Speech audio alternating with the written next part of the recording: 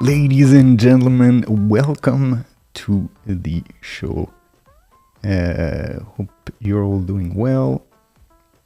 And good morning or good night to you, depending on where you are in the world. And we have some big news today. It is, as you can see here, the fall of Nicolas Maduro in Venezuela. Big news of the day. It has happened very, very fast over the last 3-4 hours. First, we saw strikes from the US in Caracas.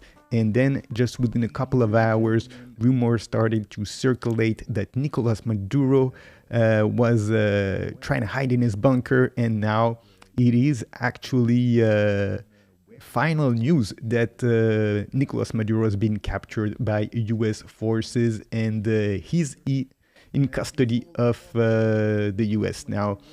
You can see here from this tweet from Caroline Levitt here and from Donald Trump on his social media platform here.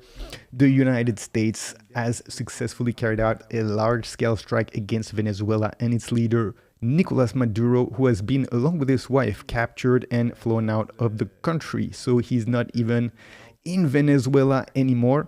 This operation was done in conjunction with US law enforcement. Details to follow. There will be a news conference today at 11 a.m. at Mar-a-Lago. Thank you for your attention to this matter as usual. His tagline, so here it is, the information. Nicolas Maduro regime in Venezuela is no more. And let's have a look here at some of the images here on Twitter. Let's look at this here. As you can see, multiple posts here showing the extensive bombardment here on military targets in Venezuela, on government targets, and the subsequent capture of Nicolas Maduro. We'll see there's a few different videos here circulating. This one is a big one, probably a weapons depot here being hit by US forces. And very, very surprising because no one was expected this. Just a few hours before this, the Chinese envoy to Venezuela was meeting with Maduro, so they had absolutely no idea that during that time the US was actually setting up an offensive against the Maduro regime. Caracas, you can see here, this was the images of a US helicopter attacking allegedly the Maduro compound. And let's see what else we have here. Let's see, what is this? US Air Forces disable all the flight tracking transponders. That is not really surprising. Let's see here what else we have in terms of footage from the scene. What is this one? And we're gonna see these images. There's not that many. There's quite a few, but not all that many. And we're gonna see them in loop in the mainstream media channels that we're gonna be looking in a few minutes. We're gonna see and we're gonna watch the reaction, of course, of the mainstream media, their stance, their spin, and we're gonna have an interesting time trying to sort of understand the spin and the political angle that each of these mainstream channels, whether it is Fox News, CNN, MSNBC, CBS, that they are all going to take on this. And of course, when it comes to US intervention, usually, and especially now, considering how successful this operation has been, usually they are they're not really criticizing, even though they hate Donald Trump.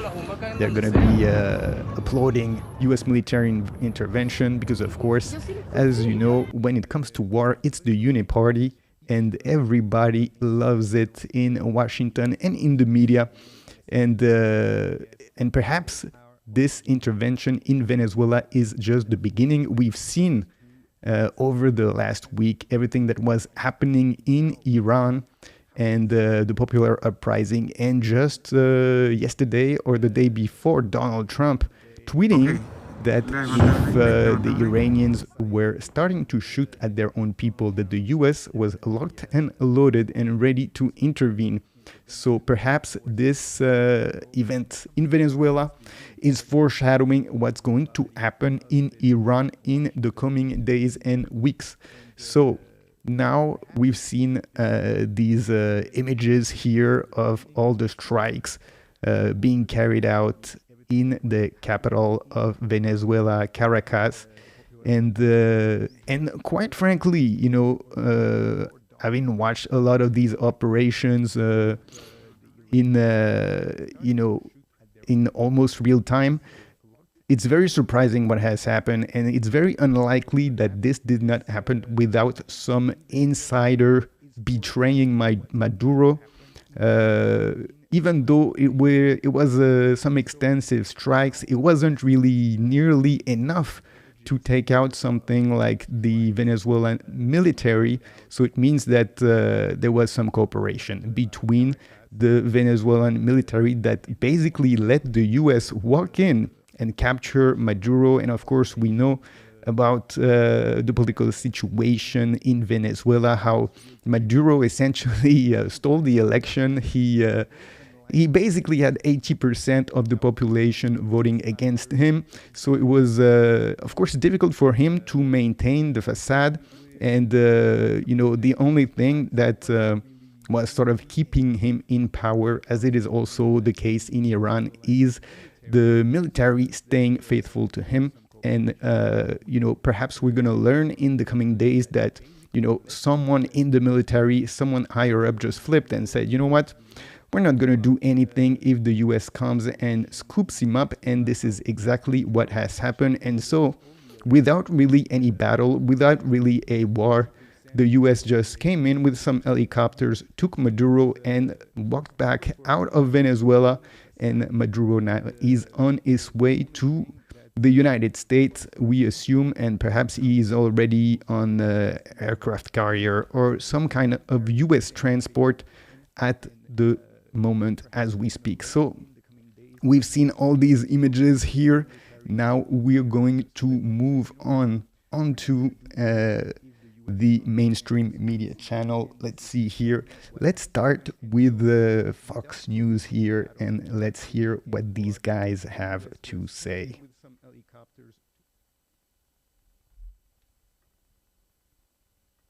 Involved in this drug trade that are taking a hostile stance to the U.S., to those countries working with our enemies around the world, that the United States is very serious. And when President Trump says that this has to end, it has to end now and not tomorrow. It's not a negotiation, it's a demand, and these demands need to be met. They do indeed, and we shall learn more later this morning at 11 a.m. a press conference at Mar-a-Lago. E.J. Kimball, thank you for getting up early with us and taking time. My pleasure. As we look at the sun rising over Caracas, we'll have more coverage coming up right here, live coverage of strikes in Venezuela, the capture of its president, Nicolas Maduro. We'll be back. All right, so we're just catching the tail end of this one. I wish my TV provider let me choose what I pay for. Sling lets you do that. Starting 2 a.m. Local time, we heard loud explosions, everything trembling, shivering, and interesting. They love independent journalists over there, but over here in America, they hate them. The entire mountain in front of me, and part of what you can see behind me right now. And then I witnessed other explosions, and I heard loud and several planes flying over and over for hours until everything became real quiet. And after that tense calm that happened immediately after the strikes, we learned from this post that the President Donald Trump shared, that Nicolas Maduro was captured along with his wife, Celia Flores. So this was later confirmed, at least by the Venezuelan Vice President, Delcy Rodriguez, who said that she has no idea, and that people in Maduro's government have no idea where Maduro and Flores are, that they have no idea of their whereabouts, and they were asking for proof of life to the U.S. and to Donald Trump to make sure that he was okay. She also said, and this is very important, that Nicolas Maduro gave a strict order and a command that if something were to happen to him, the people, the militia, basically armed civilians, should take the streets of Caracas and should the streets of Venezuela to try to recover the order. So she said the order was clear, and we don't have confirmation that this started yet, but we do know that Defense Minister Vladimir Padrino was appeared on television alone, which is very interesting. So, okay, now this woman is talking. She's gonna say a lot of platitudes for a while. What we are more interested here is going to be the reaction of MSNBC and their interpretation. Are they going to be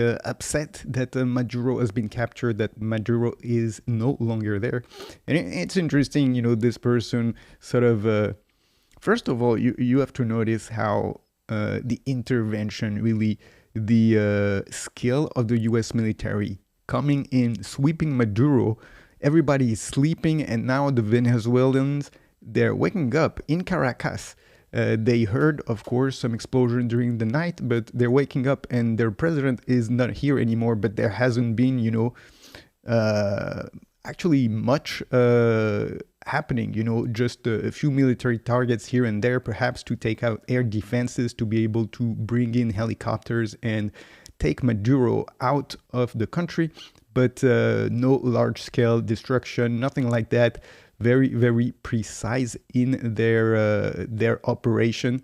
And now, of course, you know, as all the dictators, you know, Maduro, before being taken, telling the population, you know, rise up against the invasion. But actually, what's going to happen is there's not going to be an invasion. They just took the dictator out, and now of course, the Maduro regime has a real problem, because once you take the dictator out and nobody supports this guy, then you have taken sort of the, you know, the pawn, the only pawn, or should I say the king.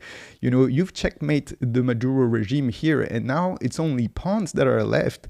And they're not going to be able to keep carrying this regime in power, to keep it in power, if all the population is against them. And that's sort of why, you know, she said that, and the Maduro left as instruction, oh, people should rise up, because the problem now that the Venezuelan government is facing is exactly that, a popular uprising and people taking to the streets and getting all these guys out of power. Now that the head of the snake is not there anymore to sort of protect the regime, then the regime is probably going to fall apart very quickly. And we've seen already planes leaving Venezuela and going to other countries. Probably, you would assume, members of the government or their families, you know, sort of like the same thing that we saw in Iran during the Israel-Iran war.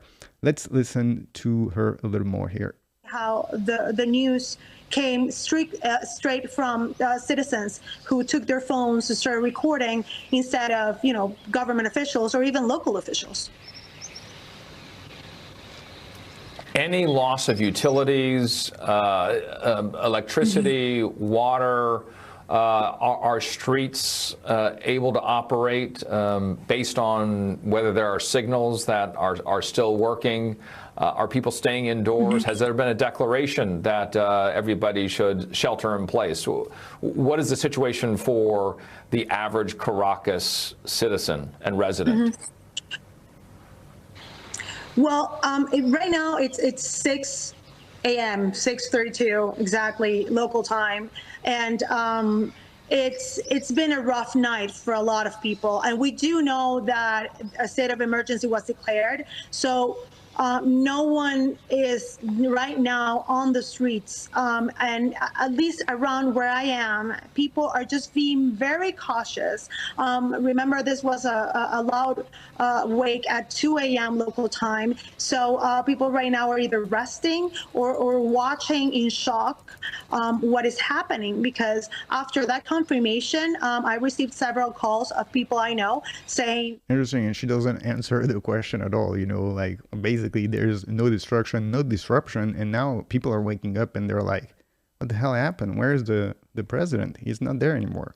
And this is probably the calm before the storm, because now with this power vacuum, you know, things will probably move very, very quickly inside Venezuela. And if the US intervene in that fashion, is because they have something planned for the next few days, and it's going to be intensely political inside Venezuela now, I assume. So let's move back here, and we're gonna go back to Fox News.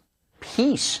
So perhaps he was using that to throw off the world's attention. And we also heard from Maduro just yesterday in an interview from a car, almost pleading that he wanted to do a deal with the Trump administration, not just to cut off the shipment of drugs, as you mentioned, dozens of strikes in the Caribbean and Eastern Pacific since early September, but also Maduro said he wanted to share in the oil revenue with President Trump, get oil companies back in Venezuela. You know, decades ago, many oil companies were in Venezuela, which has the largest oil reserves in the world. It's not in Saudi Arabia, it's in Venezuela. And we've heard from President Trump in the past saying he wants American oil, what he calls American oil, back. He thinks it's ours. He thinks the Maduro regime has seized the oil. Of course, when Maduro first came into power, he nationalized the oil industry, kicked out many of the American companies. But once again, in the pre-dawn hours at 2 a.m. local time in Caracas, 1 a.m. East Coast time, U.S. Special Operations Forces, flying under the cover of darkness from the Night Stalkers, assaulted the compound where Nicolas Maduro and his wife were sleeping, seized him. He's been flown out of the country. It appears that no U.S. military aircraft were lost and no U.S. military service members, any of the assault force were wounded in this operation. We'll hear more from President Trump at 11, Griff. Yeah, and that's going to be an important news conference. It's important also for our viewers to understand that this operation comes after months of a pressure campaign on Maduro and his government. He has been charged by the Department of Justice as being a narco-terrorist, bringing deadly drugs to our shores. The Treasury Department has issued sanctions against him and First Lady Celia Flores of Venezuela, along with a dozen other individuals, Lucas, and that includes the Vice President, Delcy Rodriguez of Venezuela. It is clear now that the U.S. did not capture the Vice President, Delcy Rodriguez, because he is taken to Venezuelan state TV early this morning, demanding a proof of life from the U.S. of President Maduro and the First Lady. And it's becoming even clearer at this hour, as the sun rises over Caracas, Lucas, that there may be a bit of a power vacuum. It's unclear who is in charge, and I think a lot of eyes may now focus. A bit of a power vacuum. This is an understatement, a huge power vacuum. But what's interesting in what I can't remember, I think it's Lucas Tomlinson, this guy on the right said no U.S. helicopter were down. So it has to be some inside job, because there is absolutely no way that Lucas Tomlinson, there is absolutely no way that you know, you could move into a country without really massive barrage of strikes to take out air defenses and then come in with helicopters and scoop the head of state.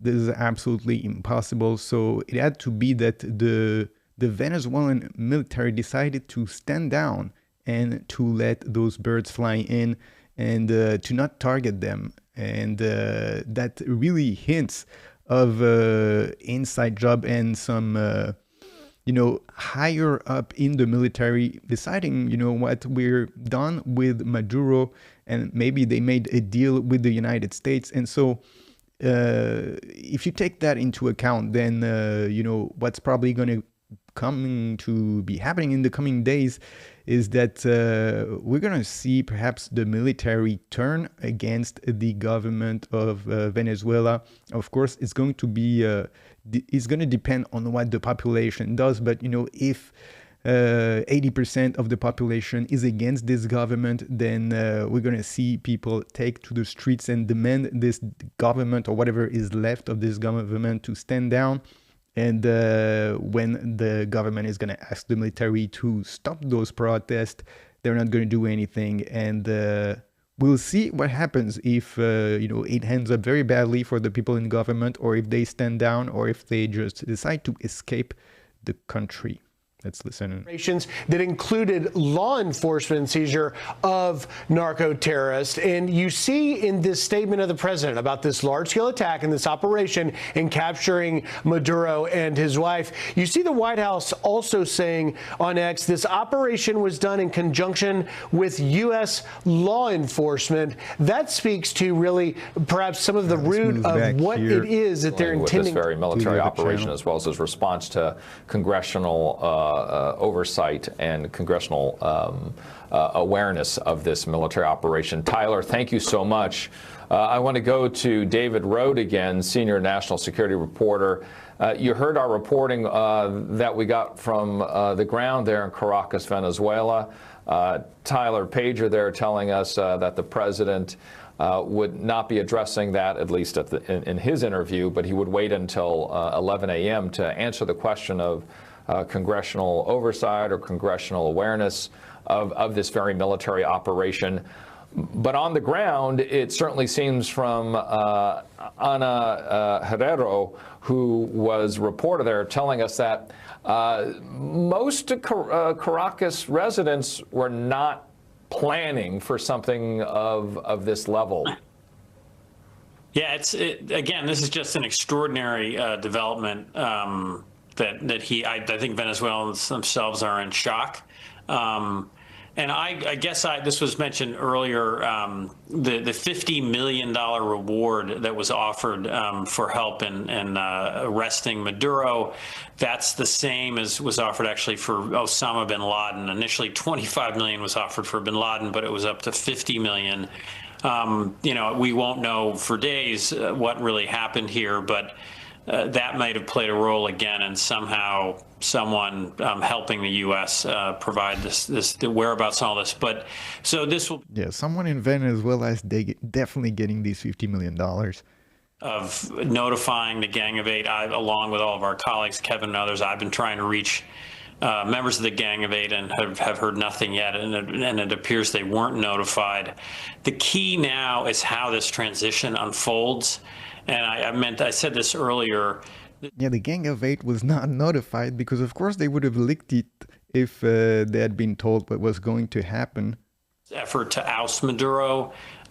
He's got to be talking to opposition members. The CIA, I'm sure, is talking to, you know, members of the Venezuelan military. It's calm for now in Caracas. All right, so these guys are really, you know, you can tell by the tone of both the anchor and the person who's interviewed here, they don't really have any information. Everybody was blindsided by this. They don't really know what to say, what to make of this. The people who are in government, who are their contacts, they're not even answering them because, of course, the situation is fluid now. And, you know, the Gang of Eight is probably now that they're realizing what has happened, now they're probably going to start working and be like, oh, what projects do we have now for Venezuela? And of course, that's probably going to, you know, entail some CIA operations to try to create a color revolution in Venezuela to topple the rest of the government. And I wouldn't be surprised if this is what happens in the coming days. But clearly, you know, what's interesting here is to see how blindsided not only people in Venezuela were, but also people here in the U.S. and U.S. intelligence. Is it led by intelligence? Drawing from recent history, I think we've seen different scenarios just given those variables. It is different because the Venezuelan diaspora, they're very, strong. There's elation, I'm sure, in South Miami. There's very close ties with Venezuelans, many who are deeply, deeply frustrated. And again, Maduro, stole the election last year, was corrupt, and has been indicted by a federal grand jury for drug trafficking. So, it's a positive thing he's been removed. Interesting that he says that Maduro stole the election. It was not the most secure election in Venezuela, turns out. And, maybe you might know that Smartmatic, the company that does the electronic voting, it originated in Venezuela before it became a global company, sort of got bought by other companies to do voting tallies. And it was just sort of part of the reason why Maduro and Chavez were able to maintain their, their grip on the country for that many years, even though they didn't have popular support. There was, a massive amount, like 80% of the population that were against them and against their policies. But with Smartmatic, they were able to make it seem like, the elections were legit. And now we have this guy saying, it turns out it wasn't legit. But Maduro still won with like 51% of the votes or something like that, even though the exit polls were like 80% voting against him. And, that's, of course, the big question about electronic voting.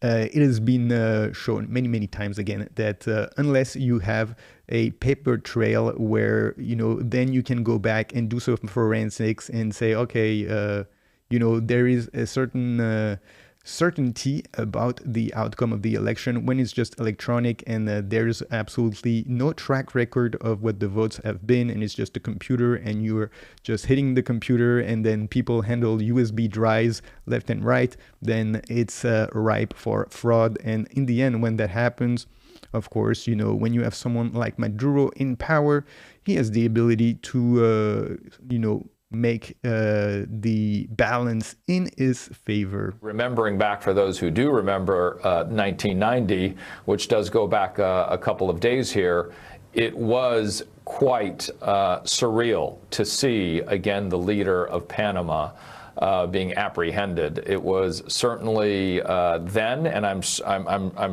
based on what we're seeing so far, we will probably see similar reactions as the president of Venezuela now is in U.S. custody in terms of the next steps. And as we see him in whatever might be that effectively the perp walk, right, of this particular. Yeah, let's hope we see him in an orange jumpsuit. I want to go to Rob D'Amico, former FBI supervisor, on this, and I want to read a post from Senator Mike Lee on X. And he says that he just got off the phone with Secretary Rubio, which you heard David Rode was bringing up as watch him in terms of what the next steps might be going forward after this apprehension. I'm just going to read straight from the post here, Rob. He says, he informed me that Nicolas Maduro has been arrested by U.S. personnel to stand trial on criminal charges in the United States, and that the kinetic action we saw tonight was deployed to protect and defend those executing the arrest warrant. This action likely falls within the president's inherent authority under Article 1 of the Constitution to protect U.S. personnel from actual or imminent. All right, this is going to be the interesting part. Are they going to cry about it? On X, as you see here, about a conversation he had with Secretary Rubio. So, Rob, as a reminder, this is MS now, so former MSNBC. We're going to see if they're going to criticize or maybe say, oh, it was an illegal action by Donald Trump to carry this law enforcement. Again, they had the charges against them. They had the indictment. So, the FBI arrests people all over the world, usually with the cooperation of the local law enforcement agency wherever you're going. But like I did in Somalia, when there was no government or they were in charge of the government, you had to go in with the military to actually secure the scene and allow FBI agents to arrest them. So I'm thinking it was like some of these other ones where it was a joint military and FBI led operation. Not sure exactly where the FBI personnel were. If they went on target with them, we've done it before. That's usually the hostage rescue team. Sometimes the military will bring them straight out to the ship. You want to have the FBI agents as close as possible because everything he says during that apprehension can be used against him. You want him, quote, in the legal system as soon as possible. And they've done it before. So it's something that they, I think, went back to. And like I said, from some of the posts I saw on social media, HRT was on ships, quote, training in the Caribbean in December. I think this op was probably planned a couple months ago. And then they put all the forces that they were going to need, and depending on the operation and how it went was how they were going to execute it. But it makes sense what they're saying. And they're saying that the timing of it was on national security, but the indictment was already there. So it gives them the power to arrest. It doesn't sound like it. We talked about earlier that they're going to do, quote, an intelligence interview on him. It might go directly to law enforcement, and then they're going to have to bring him back to the nearest U.S. court to get him his initial appearance. And that's based on many factors. They could fly him off the ship, or they can get the ship closer. We've done that before. We brought someone back all the way from the Mediterranean on a ship and then flew him in the last, I think, 15 miles to the courtroom in D.C. So all those possibilities are out there. It's been an improved plan, and I think we're just going to start probably seeing those actions now.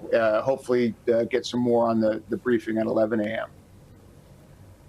Rob, is this standard practice and is it defensible? And I'm reading again from the post coming from Mike Lee about the conversation with Secretary Marco Rubio, saying that they deployed, this is in reference to the kinetic action, saying that that which they saw tonight of kinetic action was deployed to protect and defend those executing the arrest warrant.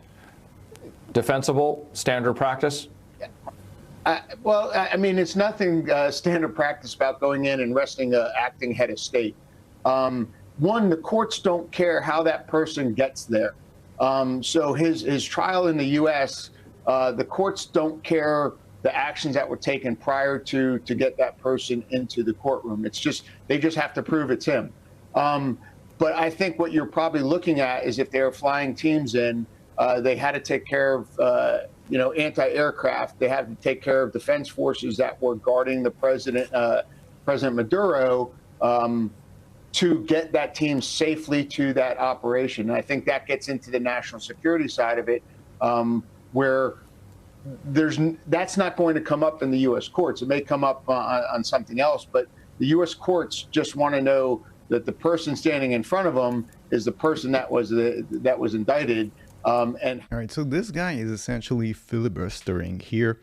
He's not really taking a stance. He's just telling you, oh, well, the U.S. court don't deal with that. You know, whatever international problem this may cause, this is not the problem of what's happening here on this indictment of Maduro. But you can tell, you can start to feel here. I mean, it's very early in this situation. Of course, a situation very fluid now. We don't know what's going to be happening. But, MS Now sort of nudge the interviewee here and, raising the question that is, of course, going to be the question that's going to be coming in the coming days, because this is a massive success for Donald Trump coming in and arresting Maduro out of the blue here. And of course, it is bad for the Democrats. And now, MS Now, they're stuck in this situation where on one side, they're just a mouthpiece of U.S. intelligence. So they cannot really say anything against U.S. intelligence. But on the other side, they're also a mouthpiece of the Democrats. And so they have to find something to attack Trump on. And so we can see here the sort of the fine line that they're probably going to be walking on the next few days, at the same time praising U.S. intelligence for their intervention, and then attacking Donald Trump for the same thing, for this intervention, saying, oh, well, the U.S. military and the U.S. intelligence did a great job, but Donald Trump, he did a terrible job. He shouldn't have done it, even though it's a great success. And that's sort of going to be, and we can see that it is starting now, but it's going to intensify over the next few days. And of course, the outcome of what's going to happen to this Venezuelan regime is going to sort of dictate how much they can push this narrative forward. Because if in the coming days we see Venezuela falling and Maria Machado, who won the Nobel Peace Prize just a few months ago, getting in and becoming the next president of Venezuela, then they're gonna want this story to get out of the news cycle very, very fast, because it will be a massive win for Donald Trump. All right, so let's go back now to the other channel. Others, of course, there's a lot of the Maduro apparatus still in Venezuela, and I think there. As you can see right away, they're putting Maria Machado here, and that's going to be the push now, because you have to remember all these news outlets, they are mouthpieces of U.S. intel, and now they're going to be pushing for this regime change in Venezuela. And of course, Maria Machado, he has been groomed now for a while to be taking over Nicolas Maduro, especially with that Nobel Peace Prize. More cleanly, much quicker capture of Maduro. And I think also a very clear line that this is not a U.S. invasion. This is not the U.S. trying to dictate. But this is, in fact, the U.S. bringing in a wanted criminal who had a bounty on his head. And now, over to you, Venezuela, to improve the situation in that country. Right. And speak to us more about the indictment that Maduro was just arrested under. Yes, this is an indictment from the Southern District of New York. I don't know, there could be others, but this is one of longstanding. I believe it dates back to approximately 2020. There had been a reward for the capture of Maduro, but in August, Secretary of State Rubio increased that amount to $50 million. And of course, Ambassador Waltz at the UN rightly saying that Venezuela has been the center of world drug trafficking and calling those narco cartels, one of which Maduro directly headed, calling those cartels the single biggest threat to the U.S. in the Western Hemisphere and a major national security threat. So that tells you what is behind this capture of Maduro and bringing him to trial. And we're looking now on our screen at the post from our president, President Trump, earlier this morning announcing, confirming what we had been covering the United States for so long. And worth bearing in mind that she won the last election that was stolen from her by Nicolas Maduro. She has the... Oh, wouldn't you see that? CNN now becoming elections denier. We thought all the elections were super secured. Well, turns out maybe it is not. And when they can push for Maria Machado here, more power inside the country than outside, of course. She has said repeatedly on air, on many interviews in the last few months, even before going, of course, to receive the Nobel Peace Prize, that they are ready for a transition, that they are ready. Now, saying you're ready is one thing, actually being ready is another. How soon would she be able to go in with her team is another question. Many of her team members have been arrested, of course, by Nicolas Maduro and his cronies. Now it's a question of waiting to hear from her. I've tried ringing her team on numerous occasions, Fred. They're not getting through to us. I'm trying to get through to another one of her right-hand voices to get a sense of how soon they're prepared to go in, when will they speak, because this is important too. Maria Corina Machado, if you remember, who won the Nobel Peace Prize, dedicated her Peace Prize win, Fred, to President Trump, who she believes has had huge power, of course, in shifting the dynamics inside Venezuela after Nicolas Maduro has been in power for 13 years. But it is also important to say at this juncture, there will be voices within the continent who will be incredibly worried. One of those is Petro of Colombia. Isa Soares, thank you very much for those insights. Petro of Colombia, of course, major drug trafficker himself, another socialist of South America, and maybe if you remember, he was, of course, in New York on a bullhorn telling U.S. military to rebel against Donald Trump. just a few months ago. So we'll see what will happen to this guy now that he's lost his buddy, drug trafficker. Let's go back here to the other channel while they have what he was saying. But do you feel like that will hold water, and will we be hearing more of the controversy over justification?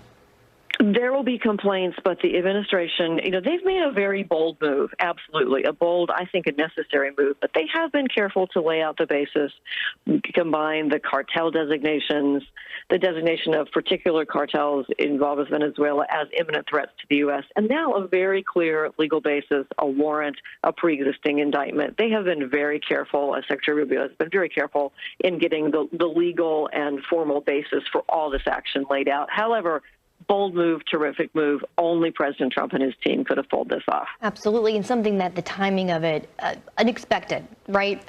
We know that pressure had been ramping up for months, and we did hear from Maduro just on Thursday about wanting to engage in negotiations or talks, and as my previous guest, Christopher, said, desperate, almost sensing sort of something like this was coming to a head in the new year. Well, a surprise to all of us, of course, and that's important for operational security. But it looks like, hard as it is to believe, most surprised of all, Nicolas Maduro himself, though he had many, many opportunities to head this off, many opportunities to talk and change his ways. But now he will face justice, and I'm glad of it. We only have a couple of more, really a minute left with you, Dr. Grant, but I do want to touch on the international response that we've been hearing so far. You mentioned earlier in our discussions about it's pretty overwhelming. People agree that this was an illegitimate presidency of Nicolas Maduro, and that while there may be those who voice disagreement with the actions, overall, this is something that you feel may not go far. So the international community is very much in support of the opposition in Venezuela, and they want to see a free and fair election there. That's been the policy, and many, many countries have joined in stating that. There is, of course, a little shock and awe at the U.S. So capturing Maduro and all this, and there may be a comment here or there, but I think in the end you cannot dispute that this is a better way forward for Venezuela. And certainly, remember, Maduro was not recognized by the U.S. and by many other nations. He was not recognized as the legitimate head of the government because of his stealing of. We begin with a Fox News alert. It's 6 a.m. on the East Coast. You're watching Fox and Friends Weekend, and President Trump announcing the capture of Venezuelan leader Nicolas Maduro overnight during a large-scale U.S. military operation. President Trump confirming Maduro, along with his wife, are now in U.S. custody after being flown out of the country. Venezuela is demanding proof of life. Video shows explosions rocking multiple sites in the capital Caracas early this morning. And low-flying U.S. Special Operation helicopters were seen flying over the city. President Trump, who's calling it a brilliant operation, is expected to address the nation at 9 a.m. Eastern from Mar-a-Lago. And we start with Lucas Tomlinson live in West Palm Beach, where the commander-in-chief has been spending the holidays. And Lucas, you've had great coverage overnight here. What else are we learning about this operation? Well, good morning, Griffin. A daring operation in the pre-dawn hours in 2 a.m. local in Caracas, 1 a.m. East Coast time. U.S. Special Operations Forces flew in from off the coast of Venezuela to snatch Venezuelan leader Nicolas Maduro and his wife. President Trump announcing the news on Truth Social a short time ago. I'll read it for our viewers. It says, quote, "The United States of America has successfully carried out a large-scale strike against Venezuela and its leader, President Nicolas Maduro, who has been, along with his wife, captured and flown out of the country. This operation was done in conjunction with U.S. law enforcement. Details to follow. There will be a news conference today at 11 a.m. at Mar-a-Lago. Thank you for your attention to this matter. President Donald J. Trump." And just before the assault force arrived at Maduro's compound, you can imagine the intelligence that U.S. intelligence agency had to have to know where to send the assault force to be able to locate and grab Maduro as well as his wife. You had numerous airstrikes throughout Caracas targeting Maduro's forces at a military base in Caracas as well as an air base, also Venezuela's largest port. And this is something President Trump has been threatening for months. It started started with the drone strikes on the alleged drug boats in the Caribbean and the Eastern Pacific. Over 24 to date, killing over 100 people. You saw it when U.S. forces seized, as a law enforcement matter, the oil tankers that the Trump administration said were associated with the Maduro regime. The goal is to cut off the drug and oil revenue stream for Nicolas Maduro. And for months, we've heard President Trump say that Maduro must go. And Maduro was very defiant. Despite repeated threats from President Trump, over 15 times, President Trump said he will be striking on land. Recall on Monday, we heard the president confirming that the CIA struck a target along the coast of Venezuela, destroying some of Maduro's drug boats. And again, this has been something that is not quite unprecedented. We saw in 1989 with the seizure of Manuel Noriega from Panama.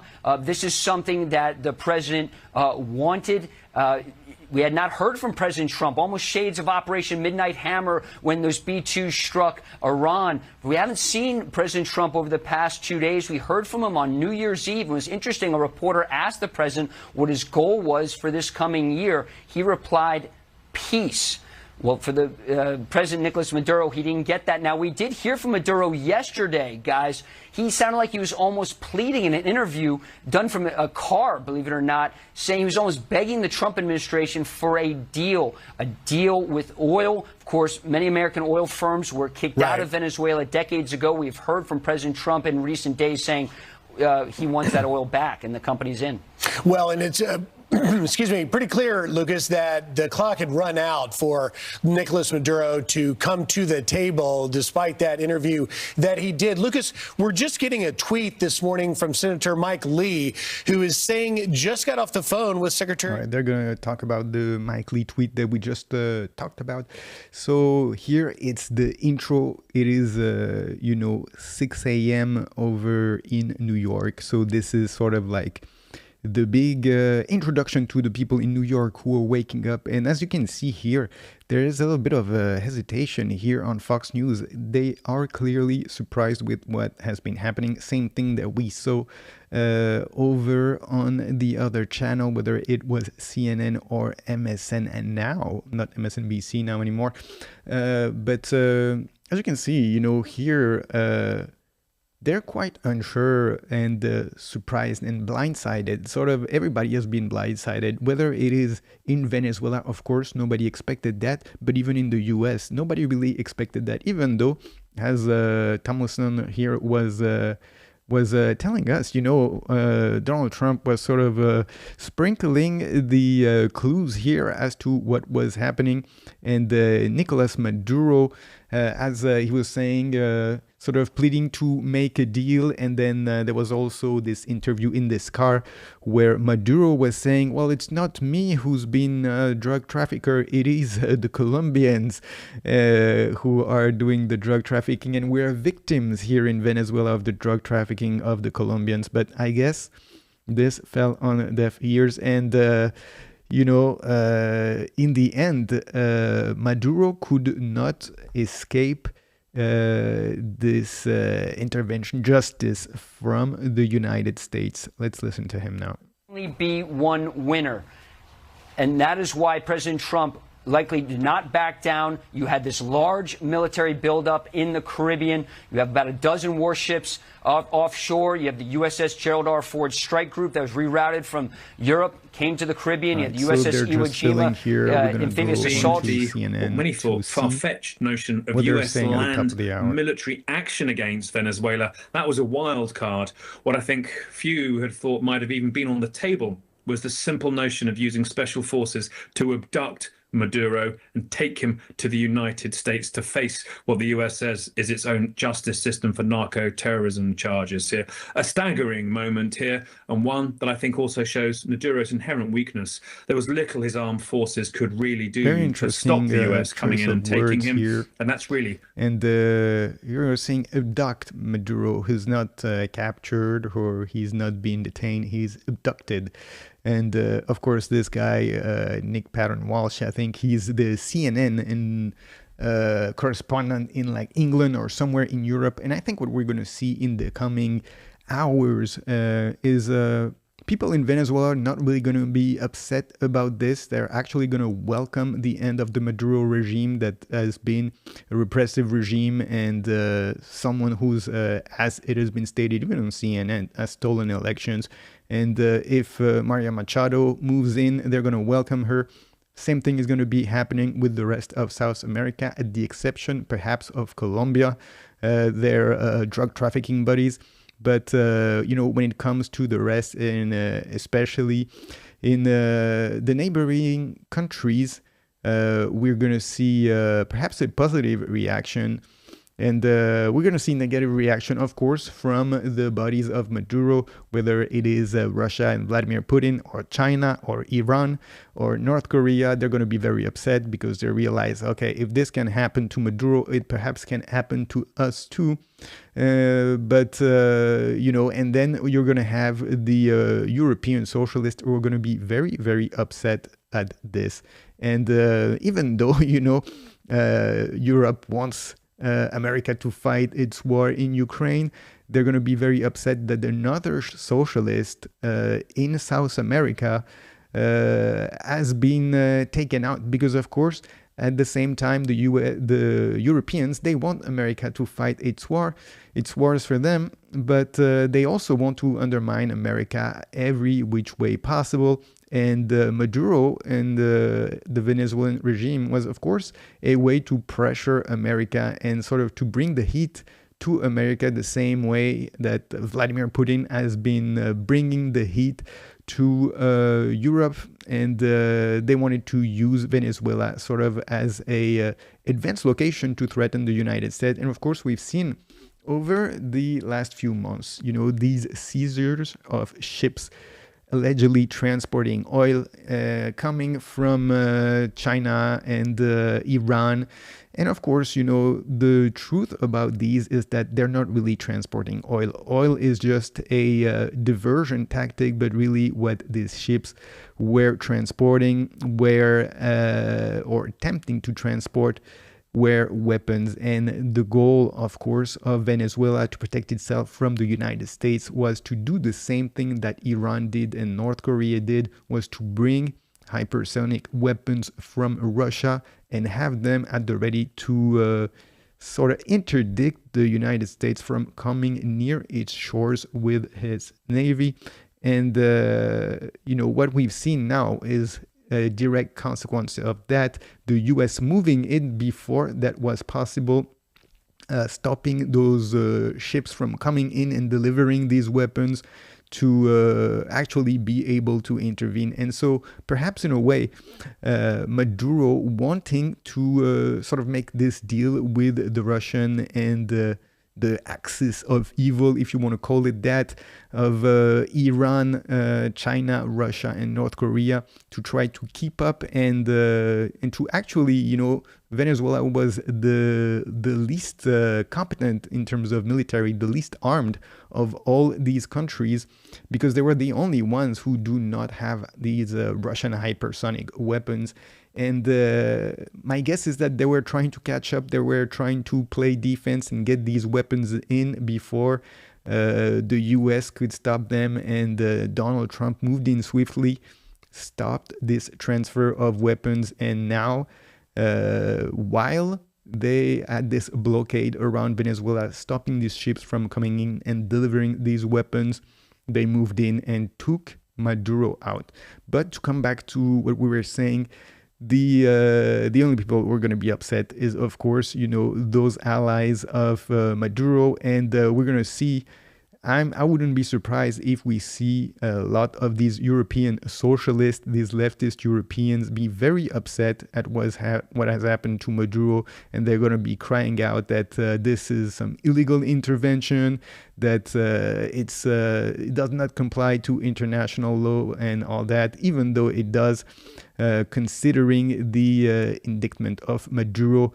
And let's not forget that he has been indicted now for over 5 years. It was under the Joe Biden administration that I believe this guy had first been wanted by the U.S. for drug trafficking. So let's go back here. Let's listen to this woman here in Caracas.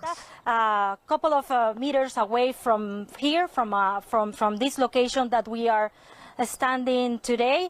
And we clearly saw that, and many people started to talk about that, to send video footage that the things that they saw and they heard across the city. And it was clear that it was taking place in several locations at the same time, at the same moment. Some locations lost electricity, but the electricity is now back in many places.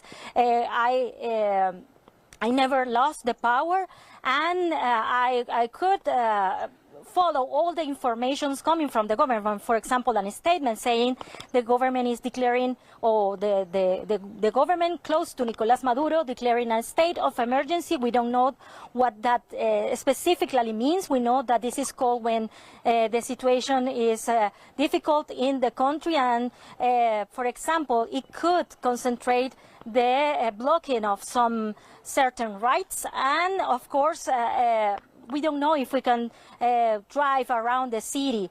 That is why we've been careful, along with many. It's funny what she said, the blocking of certain rights. And you can be sure, of course, the next thing that's going to happen here for the Venezuelan government, they're going to say, even though Maduro was saying, oh, people need to take on to the streets because I guess he thought there was an invasion and the US were going to move in mass in Venezuela, but it turns out, no, they just scooped him out of here. And so what's going to happen now is going to be the opposite. We're going to see the Venezuelan government saying, you know, every protest, manifestation, demonstration is forbidden. They're going to put martial law in, and they're going to say nobody has the right to take to the streets. And what we're going to see, I guess, in the coming days is exactly the opposite, of course. And then it's going to be that struggle between the people of Venezuela and the government, the people taking onto the streets and trying to oust whatever remains of the Maduro regime, and the regime fighting against that. But as we've seen here today with this intervention of the US, if the US was able to conduct this operation in the way they did without losing a single aircraft, meaning that air defense were not active or stood down while this was happening, then more than likely what we're going to see is now the government, they're going to try to impose this curfew or this martial law, and they're going to have trouble enforcing it, especially if the military is not behind them, or if we have some people in the military defecting and siding with the people of Venezuela. All right, let's move on while they have this ad here. $1 trillion narco cartels that are in Latin America. And I think that is a much bigger issue than the Maduro regime in Venezuela. But certainly a severe blow against those cartels has been struck today. So we're not looking at the U.S. Armada picking up anchor and leaving the area. We're going to remain down there with the idea of not only monitoring those drug boats, but also with an eye on what happens in the wake of Maduro's departure. No, absolutely. I think you're correct on that. The immediacy right now is what next steps this regime decides to take. Hopefully they change course. Then the need for having a large armada of forces in the Caribbean becomes lesser. But this ongoing fight against the cartels is going to have to be sustained. Some naval presence will have to be sustained in the Caribbean as well as the Eastern Pacific, and it might have to be expanded further south because the drug cartels are very fluid in their movement. We're going to switch to ABC here in a second. We have, I think, Martha Raddatz. And his wife in this sort of operation. President Trump has given hints about the CIA operations earlier this week, but nothing to this scale. And this is something we just have to watch. We certainly have the assets in the region to basically do anything we want at this point and standing by for any reaction. You know, Maduro isn't recognized as a legitimate leader for many countries, from many countries. I'm curious what your thoughts are on how this is being received, this capture and takeout of Maduro and his wife, taking them out of the country. How is this being received on the world stage? Well, on the world stage, certainly. I mean, it's shocking in many ways, whether he's seen as the legitimate leader or not. It's shocking. I'm certain some countries will be happy about this. Obviously, President Trump is happy about this after all these warnings. But on the world stage, to have the United States of America go in and grab, as President Trump has said, capture the Venezuelan president and his wife is startling around the world. Talk to me more about the significance of that. I think the significance of that is obvious. You have the United States involving itself in military operation that we chose to do, that President Trump chose to do without provocation beyond these drug boats, and certainly Congress will have something to say about this as well. What are your thoughts about economically how this could impact oil prices and oil supply around the world? Around the world, I mean, this is a major route here. We know that if there's any kind of blockade, and I know Steve Gannett has been talking about this a lot of late, if there's any kind of blockade, what happens now? Who else gets involved? I mean, that is a key thing to watch here, what the reaction is from our adversaries, certainly, from Russia, from Iran, from others who go in and out of there with oil. We've already got that tanker that the United States was pursuing, and that is something that the world will have to brace itself for as well. All right. ABC's Martha Raddatz, thanks so much. Again, President Trump confirming this moments ago that the U.S. launched large-scale strikes. All right, so you could see here, what we were saying earlier, and you can already see even the American socialists here getting upset about it, and still walking this fine line because they don't want to criticize their masters, of course, U.S. intelligence, and yet they need to find a way to spin this to make it a negative for Trump, even though they want to portray it as a positive for U.S. intelligence.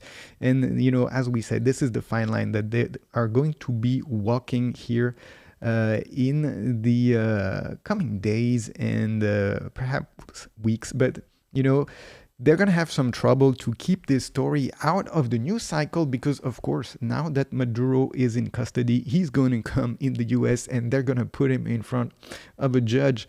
And this is not going to go out of the news cycle, and it's going to be a massive win for Trump for a while now. And, they're going to have some trouble to spin that to make it seem like, either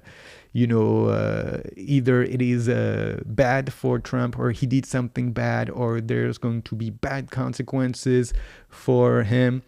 Even though, if it was, Joe Biden who had done that a few years ago, they would have been celebrating and say, what a mastermind is Joe Biden to be able to conduct an operation like that. But of course, as we've seen with the withdrawal from Afghanistan, Joe Biden would have never been able to conduct something like that. All right, let's go back here. Communist and autocratic regimes. And I think we're starting to see, hopefully, this pendulum swing back to what we saw in the early 90s with the fall of the Berlin Wall and the collapse of the Soviet Union. And sadly, we took our eyes off of it, and the region slipped with Hugo Chavez's seizure of power in Venezuela. And I think we're starting to see things go in a positive direction. You mentioned this earlier, but maybe you could expand on it a little bit. What would China's interest be right this second as they're watching this unfold? Oil. I mean, a lot of the commentary by President Trump's detractors that this is about America wanting Venezuelan oil, which is hard to rationalize, quite frankly, given the amount of oil that we have under American soil. But China does covet and has invested billions of dollars into developing its presence and its access to Venezuelan oil. But it also requires, an important point, is from Russia a chemical additive called naphtha in order to be able to pump it and move that very thick crude oil that comes out of the ground in Venezuela onto the ships so that it can be moved into refineries in China or elsewhere. So China, I think the biggest threat to them is a loss of a very massive investment more than anything else. All right, Brent, stand by for us. We want to also bring in Charles Marino to this conversation, former Homeland Security official. And Charles, as we process what has happened here, we're starting to get a little bit of feedback from members of Congress, one of them being Florida Congressman Carlos Jimenez, who says this: I have just spoken to Secretary of State Marco Rubio. President Trump has changed the course of history in our hemisphere. Our country and the world are safer for it. He adds, today's decisive action is this hemisphere's equivalent to the fall of the Berlin Wall. It's a big day in Florida, where the majority of Venezuelan, Cuban, and Nicaraguan exiles reside. This is the community I represent, and we are overwhelmed with emotion and hope. We are grateful forever to President Trump and to our brave service members for this stellar military operation. Charles, he's comparing this to the fall of the Berlin Wall. What do you make of it? Well, I agree with that. Look, it was time for Maduro to go. President Trump said he didn't have much time left, and he was exactly right. These plans have been underway for quite some time. Eventually, these attacks were going to need to be moved from solely against these drug boats that we've seen to land targets. And in coordination with those attacks, also get Maduro out of the country under arrest so that the legitimate leadership can take over. We need a strong ally in Venezuela. We don't need Maduro. All right, and what he has just said here, reading this message, you know, we're starting to see sort of the I wouldn't call it a separation, but the two spins that are going to be coming from the American right and the American left. We're going to have a lot of people on the right, especially those who represent those Hispanic communities and the Venezuelan diaspora that exist in the United States, perhaps in places like Florida and such, that are going to be taking this as a major win. And it's going to be quite difficult here for the Democrats to sort of spin it as a negative, because you have to remember this is part of the constituents of the Democratic Party, right? The Democrats, they want to court the Latino vote, of course. You know, as we saw in the last election, Donald Trump taking a big share of the Latino vote out from the Democrats, which, you know, up until this point, you know, no Republican had ever really managed to do. And he even increased in the last election his share of the Latino vote. And so here we have something that, you know, even though the Western, the American left, and perhaps the European left, they're going to see that with a bad eye, because they're going to be upset that a fellow socialist like Maduro is ousted.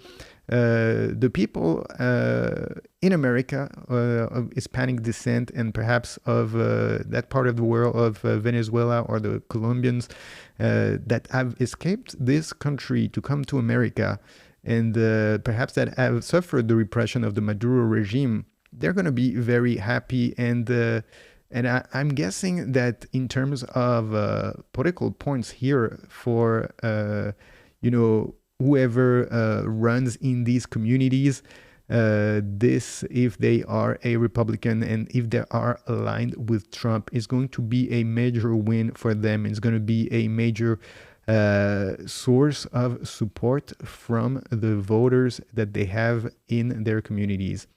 Some images here that we see here. Let's listen. Decimate these production and distribution sites tied to the cartels, as well as other locations. Look, if we're going to designate these cartels as terrorist organizations, which I firmly believe from the start they are, then we've got to hit them as such. And that's what you're seeing right now. Charles, what message does the swift and successful military operation tonight send to U.S. adversaries like China, Iran, Russia? What are they thinking today? Well, you know, it's not a bad thing for the rest of the world to every once in a while see the strength, the coordination, the abilities of the U.S. military, the strongest military in the world.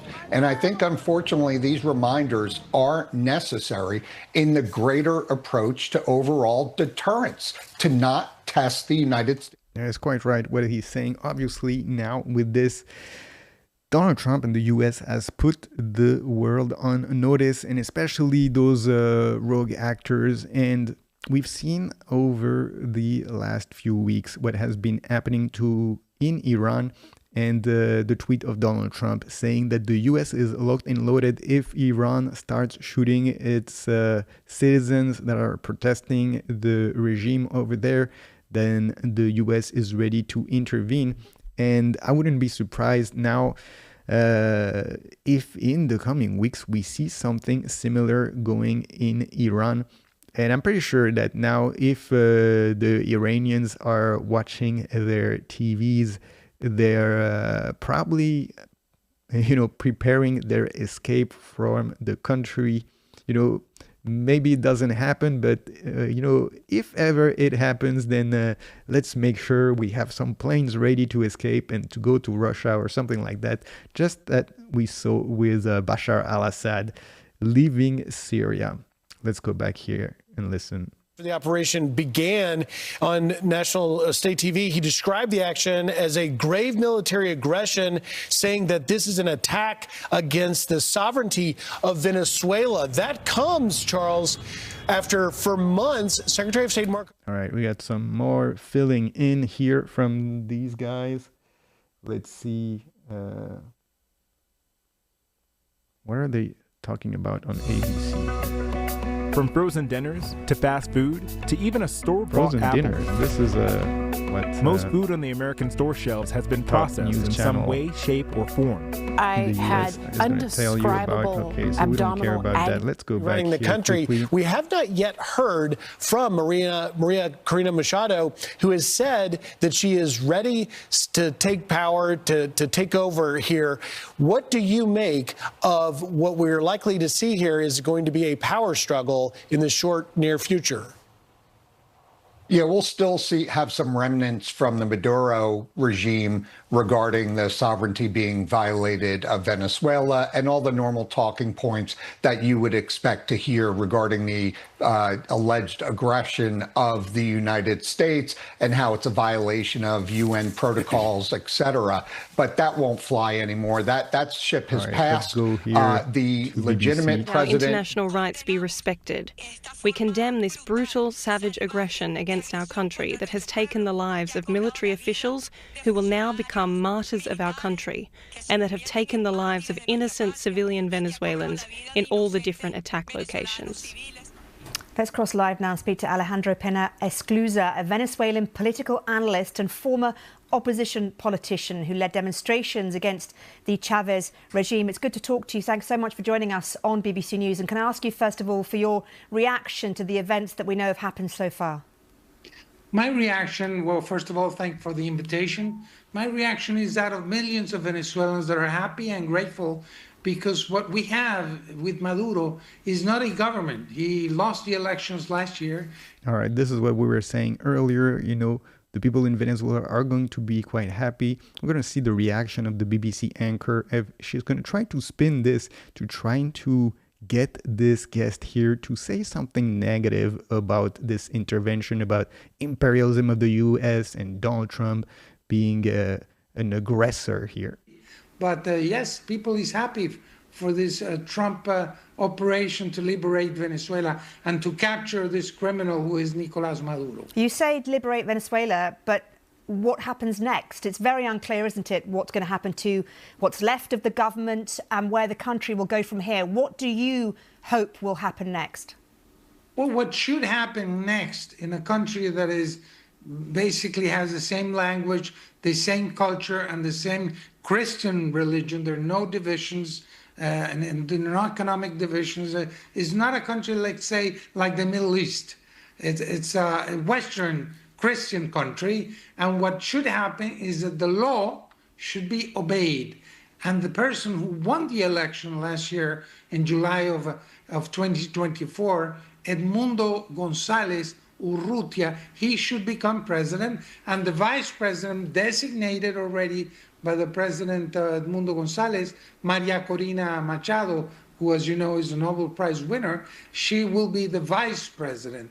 This might not happen tomorrow or the day after, but that is what should happen in the next few days. I mean, yes. the opposition government, though, a lot of the opposition government have been exiled. There are opposition members in prison. How likely is it that a fractured opposition is going to get its act together in a matter of days?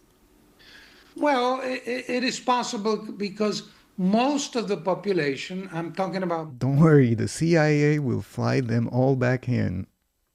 The regime of Maduro, having created the greatest economic and humanitarian catastrophe in the history of Latin America. So they didn't want him anymore. And people voted for María Corina Machado and Edmundo González. Probably what will happen also in the meantime is a fracture or division within the Venezuelan armed forces. And I believe that there's enough political and popular power to install the new government, the government that won the election on July 2024. Is there a worry, do you think, about a violent power struggle now within the country? No, I don't have that worry at all, because in order to have, let's say, a violent struggle or a civil war, you need a country that is divided in two parts. And that's not the case. The case in Venezuela is a few criminals that hold the arms and have been committing violations of human rights during all these years. And there's a great majority of the population who has a democratic tradition, who wants a return to democracy. I don't see a violence for, let's say, for a long period of time, maybe for a few days, but that's it.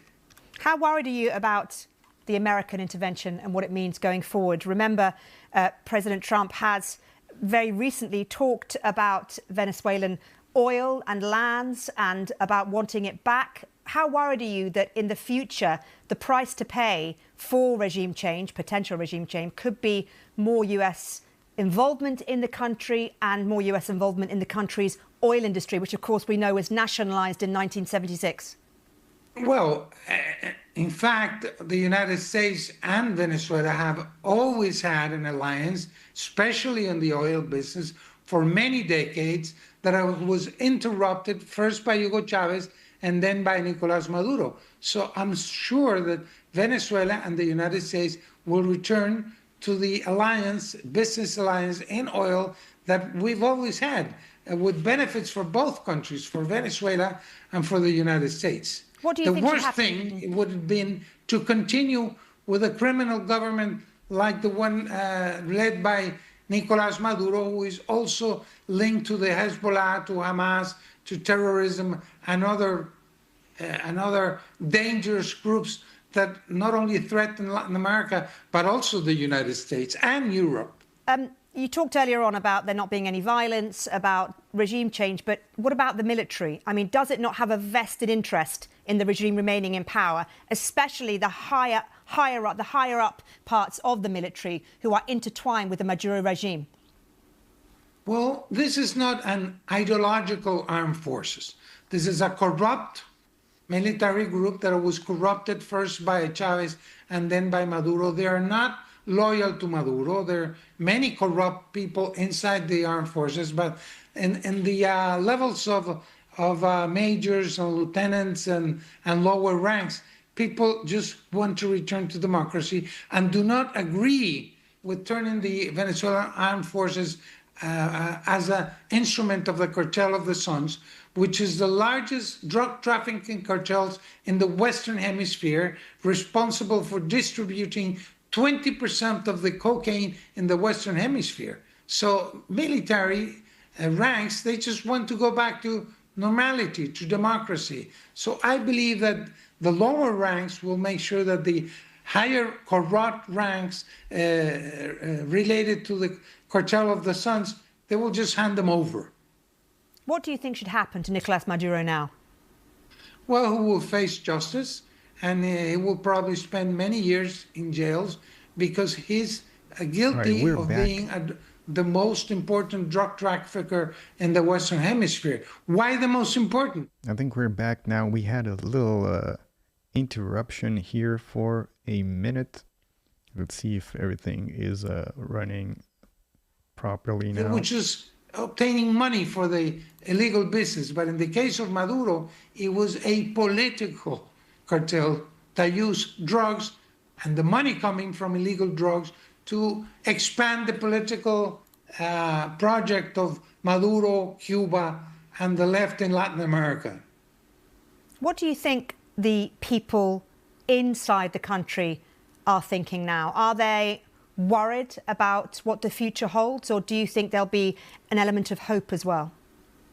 Well, if you wait a few hours, what you will, because now it's in the morning in Venezuela, it's just, the sun is just rising. But if you wait a few hours, probably what we'll see is celebrations. People hate Maduro and they want him to go. And I will tell you, even though the United States is a foreign country, the people is grateful for what's happened, and everybody is celebrating that Maduro is now being captured. I've received hundreds of calls during the last 2 or 3 hours, and people is really happy and grateful for this outcome. I wanted to ask you a little bit more, if I can, about the opposition and the potential of the opposition to form a government. I mean, realistically, how feasible is it that a government can be formed easily when it's very well known that the regime controls different branches of the government, for example, the Supreme Court, as well as the military? Well, that part won't be easy, but it is feasible. It can be done because the opposition has the support of the population. In cases like this, when the government or the regime is corrupt and doesn't have ideological loyalties, their loyalty to the money, but not to ideas, what usually happens is a lot of people turn their backs on them. And so we will see many people from Chavismo, from the Maduro ranks, giving their backs on them, and also giving information about the leaders, and probably they will also be put in jail in short period of time.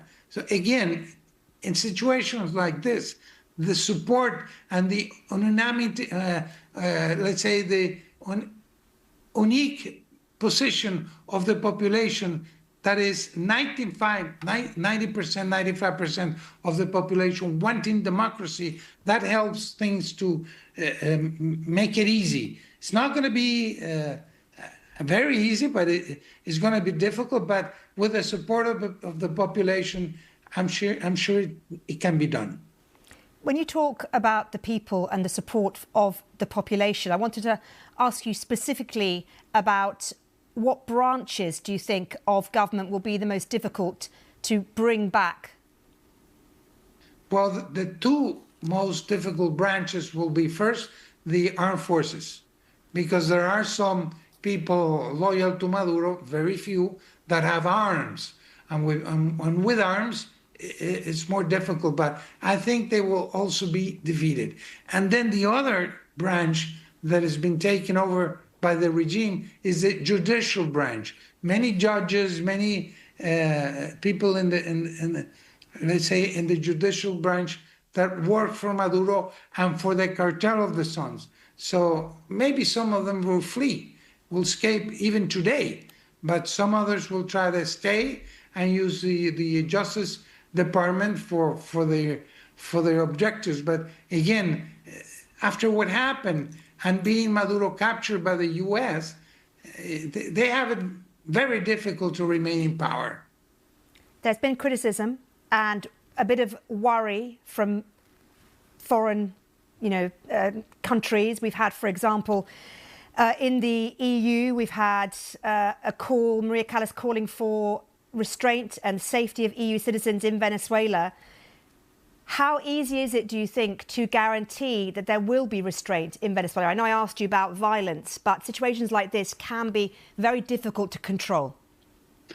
Well, I believe the foreign people in Venezuela are much safer now than under Maduro, because Maduro was putting... All right, and, you know, we kind of get the just interesting interview here from a Venezuelan former opposition leader here. And, you know, we're sort of seeing what we were saying earlier. The bitterness, you can feel the bitterness in this BBC reporter here. And, you know, her talking about how, oh, well, in Europe, people are voicing their worry about what's going on. And, of course, they're going to be a little bit upset here with Donald Trump getting another major win. All right, let's move back here. President to say this is the end. He is not... He does not telegraph what he's going to do. He's told me, he's told you many, many times that, look, I'm not in the business of telling our enemies what I'm going to do. But for the moment, I think operations have ended. Maduro's on his way to some jail, probably in Miami, which is close. And then the president will turn it over to Bondi or Hegseth to explain. And Secretary Rubio, no doubt, will be there as well. But it's going to be a pretty triumphant press conference because the president deserves applause this morning. All right. Hugh Hewitt, thank you so much for your insights. Thanks, Hugh. Always good to be here. Let's bring in Brian Kilmeade, Fox & Friends co-host. Great to see you this morning. Brian, what do you make of these images that you're seeing on TV right now? It's a well-planned operation. You know, the president made it clear, 2 months ago, the CIA's on the ground. And he said before Maduro, you know, you can leave, you can make your own decision, you can leave, you know, and there's places for you to go. And now he decided not to make that decision, hopped in a car, did a dash cam video, which was bizarre as his actions have been. Remember, singing on the stage over the last 4 or 5 weeks, pretending as if there is no problems, and then making a last-ditch effort to say to the president, you can have anything you want. But the president doesn't want his natural resources. We don't want their oil. What we want is a Venezuela that is not an enemy of democracy, that puts the leaders... All right, and expected spin here from Kilmeade here on Fox News. I want to go now to something that's going to be more interesting. RT, the reaction of the Russians here to this major defeat for Russia in this Venezuelan situation. Let's move on here and let's listen. Families with children to buy weapons and send them to perpetuate a completely senseless war. We cannot give away the money of our citizens to foreign citizens just because pro-war propaganda wants it. I understand that it is good for the West when we pay Western arms companies for ineffective weapons that the Russians will destroy. And, you know, they're not talking here, but you can read the Chiron. We condemn serious military aggression by the U.S. Russia wants immediate UN meeting here. U.S. has goal to seize our strategic resources. Let's see here. And they're talking about Ukraine here. They don't have a subject on this Venezuelan situation here. They're just on the Chiron here, essentially just stating the facts. And America carried a large scale strike on Venezuela. Not much here yet from the Russians, but it's going to be interesting to see what their reaction. But apparently, you know, they're already calling for, I'm guessing, some kind of a UN Security Council meeting here.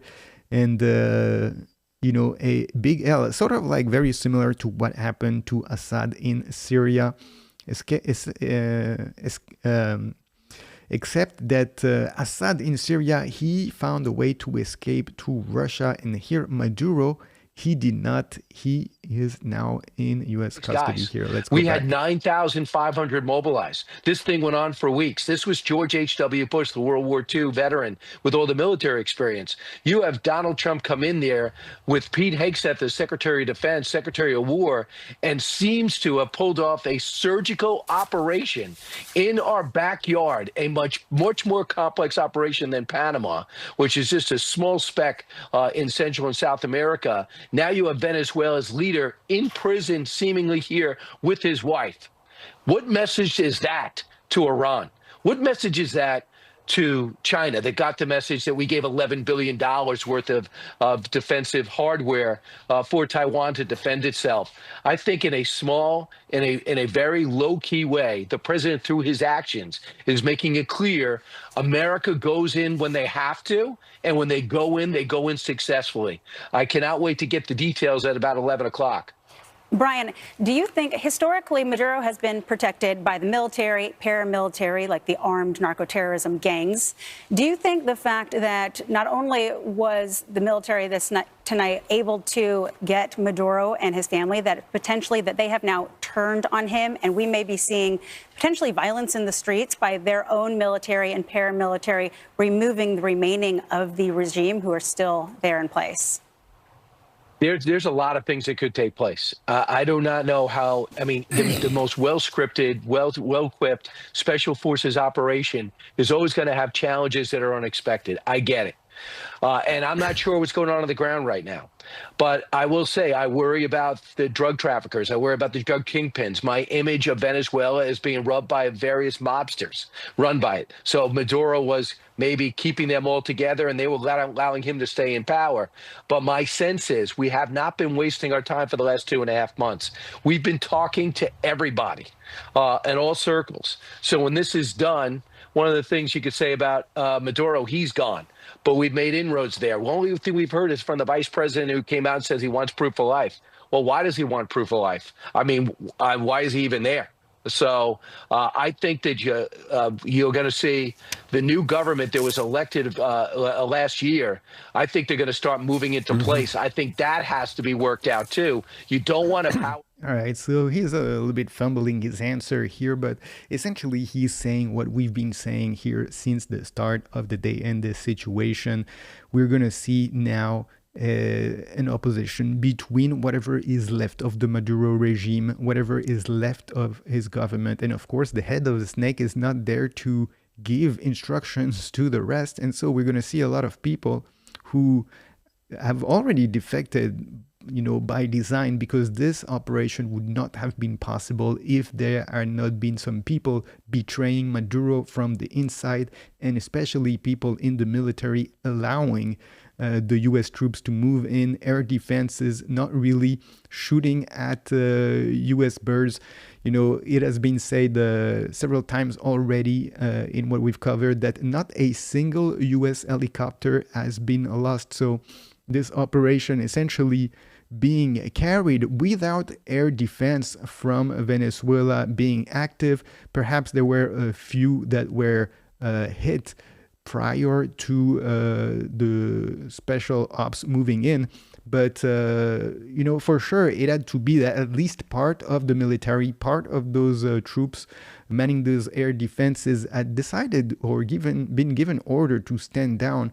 And so now we're going to see sort of this struggle between whatever is left of this decapitated Maduro regime fighting out against the Venezuelan people with the military in the middle. And, if we have had some defections, as we're supposing here, from the military moving away from the regime and perhaps making already a deal with the United States, then it wouldn't be surprising to see if people take to the streets now to protest this government, or whatever is left of this government, of this Maduro regime, to see the Venezuelan military stand down and let the protester oust whatever is left of the regime. Let's listen here. The Berlin Wall. This comes in the wake of a number of moves we have seen from... All right, let's read this. Carlos Ruménez, Representative Ruménez here, saying, I just spoke to, well, we missed it, but that's, we've already actually seen that a few minutes ago, him being quite happy for the community that he represents. Let's see now, let's move back to MS Now. Let's see if the bitterness here on MSNBC, former MSNBC, now called MS Now, that NBC told them they didn't want to have their name associated with them if the bitterness has increased. If this regime change and this transition of power goes smoothly, how it could potentially counter some of China's influence in the region and lend itself to this idea of the Trump administration trying to strengthen their hand in the Western Hemisphere? Well, certainly you just identified a big issue here for China, which is a massive debt, potentially upwards of $26 billion. And they do have significant other investments inside of the oil industry. But China has not provided additional funding to the Maduro regime. They've played a very quiet, long-term access to strategic and critical minerals and oil type play. The more proximate issue here is really Cuba. And I think that the administration recently came out complaining about President Sheinbaum in Mexico providing subsidized oil to Cuba, for instance. Cuba's been receiving oil, hydrocarbons from Venezuela basically for free for many years now, keeping that regime afloat a mere 90 miles off the coast of the United States. I think a lot of folks in Washington kind of view Havana through the lens of Caracas. But certainly this is going to create a situation in which the United States is showing itself as being preeminent in the region. I think if you look at the national security strategy, as other commentators have mentioned, there's a focus here. And I do have a concern that unilateral action could redound negatively by China taking a similar action towards Taiwan. So I think there's some big issues at play here. Are we going to block China from obtaining its, paying off its debt from Venezuela? Are we going to block them from obtaining oil from Venezuela? I mean, most countries in South America, their largest trading partner happens to be China.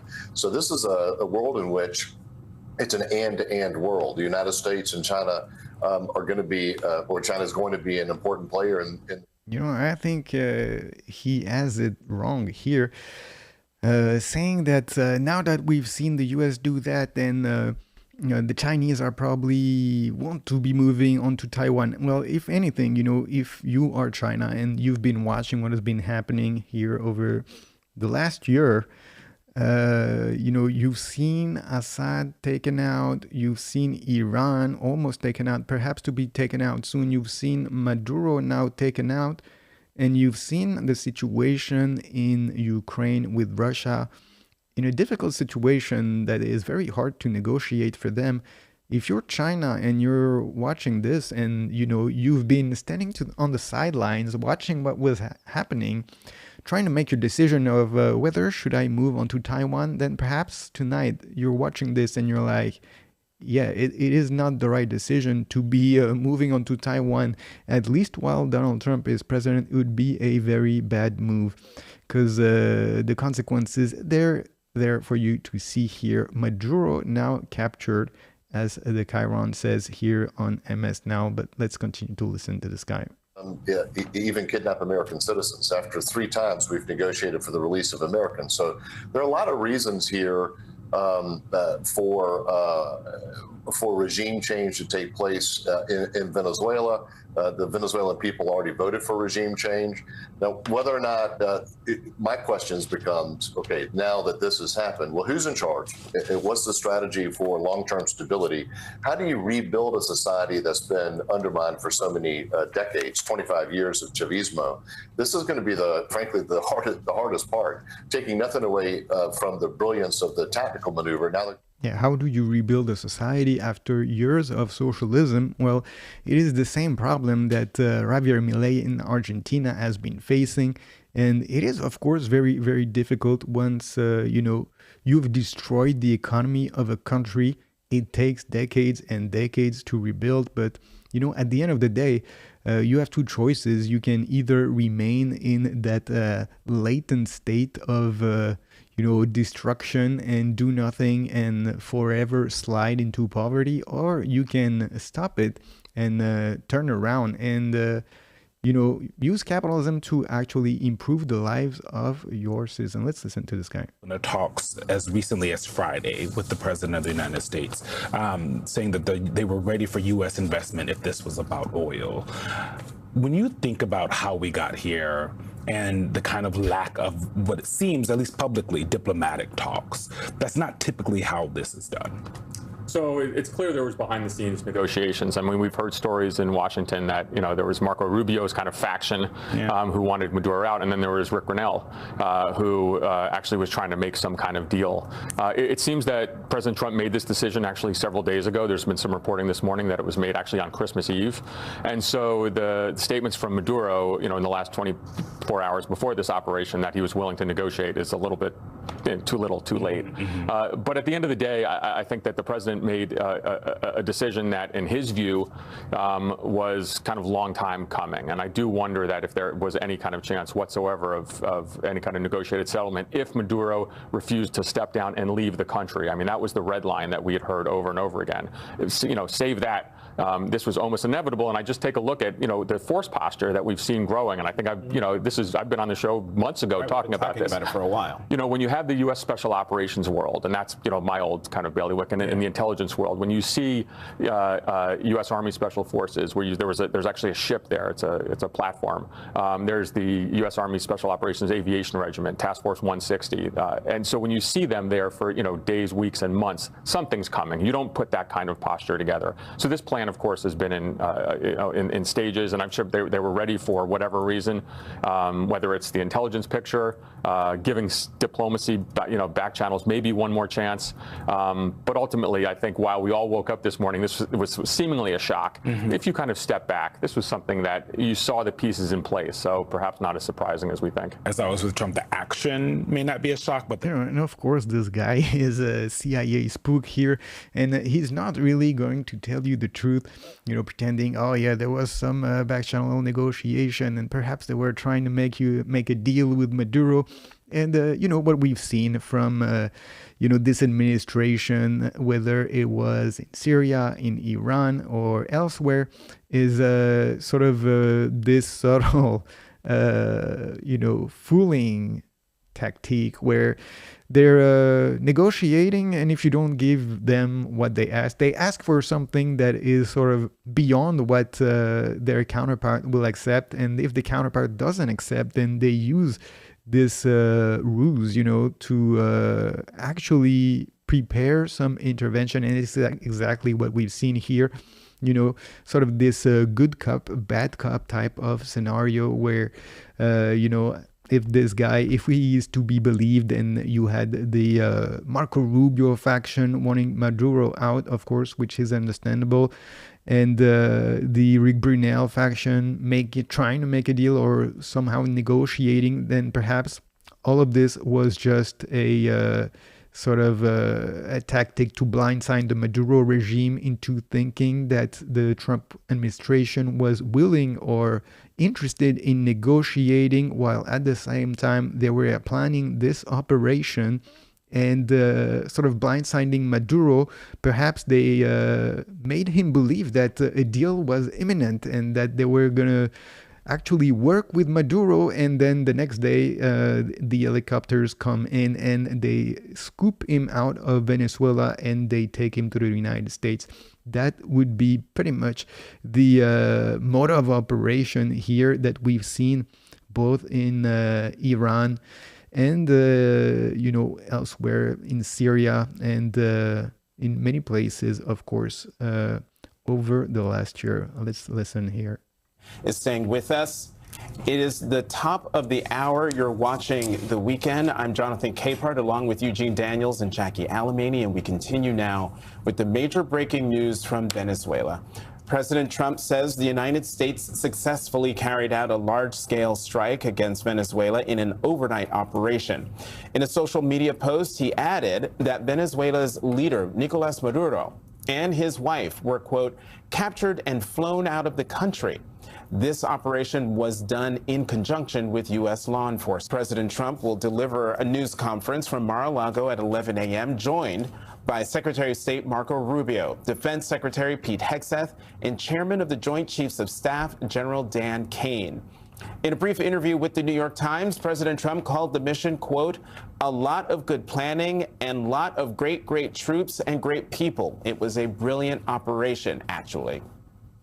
Republican Senator Mike Lee of Utah said he spoke with Secretary of State Marco Rubio, who told him Maduro was arrested by U.S. personnel to stand trial on criminal charges in the United States, and he anticipates no further actions with Maduro in custody. According to the Associated Press, at least 7 explosions were heard and seen across Venezuela's capital, Caracas, during the attack. The Venezuelan government said strikes occurred in 3 other states. Joining us now, MS Now senior national security reporter David Rode, MS Now national reporter David Noriega. 7 explosions is like nothing.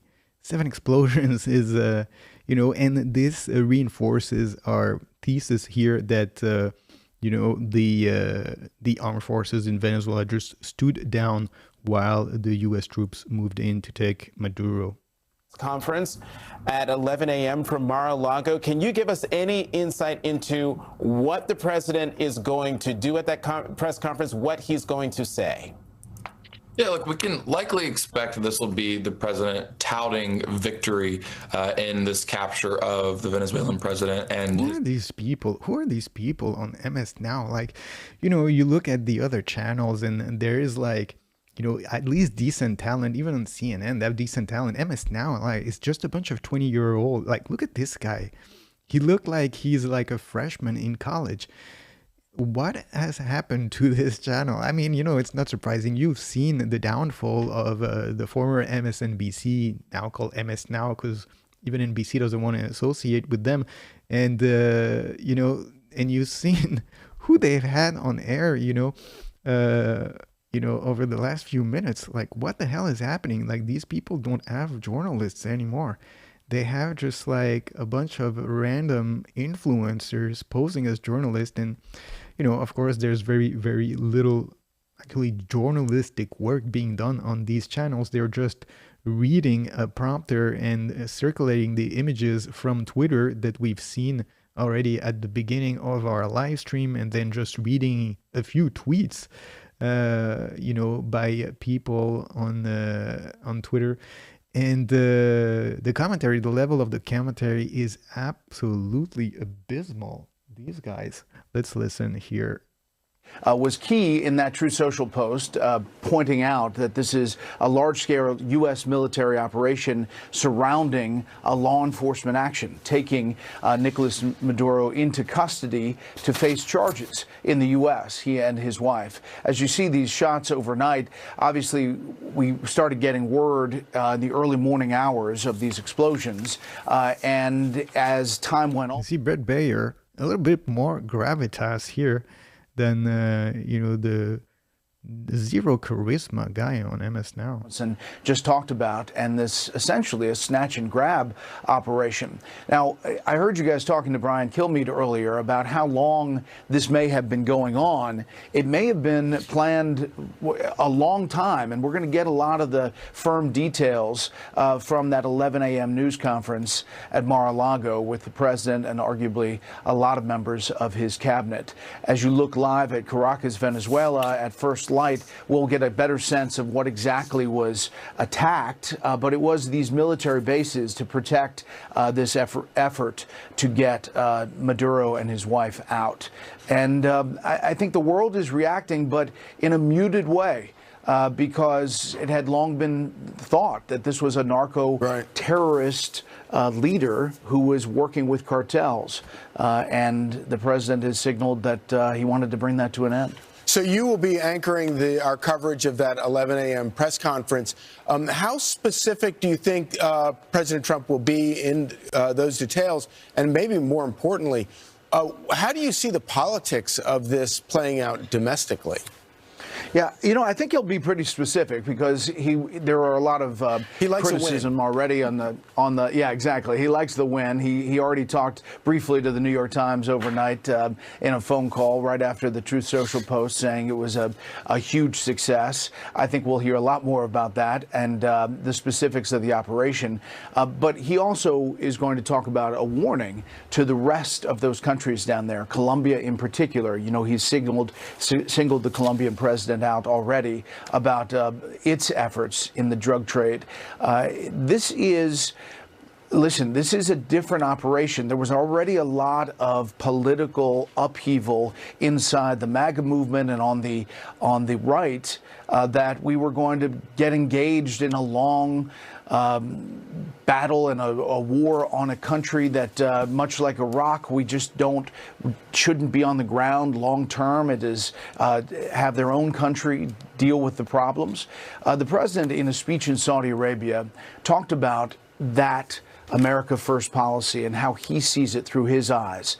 And he said, we want to help you, and we want to make sure that you're good to us, in not so many words, but to not be the occupier. And I think that is what we're seeing here. The scale of this operation, pretty limited. Brett, this precise and extremely swift operation is seemingly very successful, resulting in the capture of Maduro and his wife being flown to the United States to sit trial. But if the remaining regime is still in place, will this still be considered widely successful in 48 hours? I mean, what is it on the United States to ensure that this regime does not stay in power? Yeah, that's a great question. I think there has to have been some groundwork with people on the ground. You have heard that the CIA was on the ground in Venezuela for a number of weeks. Obviously, the armada that we've seen surrounding Venezuela by the U.S. military has created its own pressure and tension. But my guess, and I don't know if we'll hear about this at the news conference or not, is that there have been discussions on the ground with the opposition forces as well as people inside the current regime. There has long been this wish on the ground in Venezuela, all the way back to Guaido and others, that the elected leaders, the actual elected leaders of Venezuela, take over and take control. So there has been an effort to prepare for that for some time, and I would assume that the U.S. is well aware, if not a part of those efforts. You know, walking that out just a little bit, Brett, so the only really communication we've gotten from the current Maduro regime in Venezuela after this strike and then this operation is the vice president, Delcy Rodriguez, went on state TV in Venezuela and demanded proof of life, saying that the whereabouts of President Maduro and his wife were unknown. We obviously know where they are, but that is his reaction. And in Venezuela's constitution, power passes from the president to the vice president. And so when we consider whether or not the U.S. had communication on the ground, even with opposition leaders, it strikes me that the immediate aftermath here politically in that country as to who's running it and who will take power could become quite messy. I agree. And there have to be answers to that. I think that's a big question for the 11 a.m. news conference with the president and his team. You're right. That is the only official we've heard from, the vice president, Delcy Rodriguez, and the proof of life.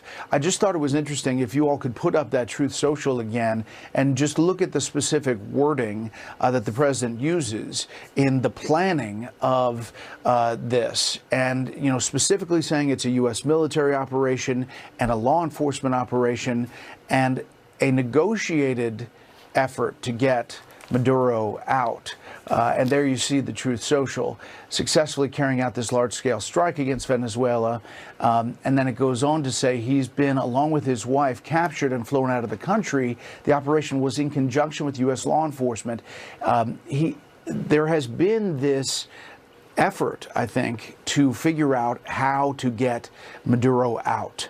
And I think we're going to see whether this had Maduro's, it doesn't seem like it had his blessing, right, but somehow had some orchestration on the ground in Venezuela. Well, there's no doubt. We've been saying it since the beginning, since the first minutes here on the stream, and, all the facts here that are coming to light, they're going into this direction. If there was only seven strikes on targets in Caracas and the U.S. taking over the skies of the city, then it has to be that the Venezuelan forces stood down while all this was happening. And this would, of course, imply that there has been people inside on the Maduro government who decided, you know what, I would rather take my chance and see whether I can make a deal with the US or perhaps the opposition here,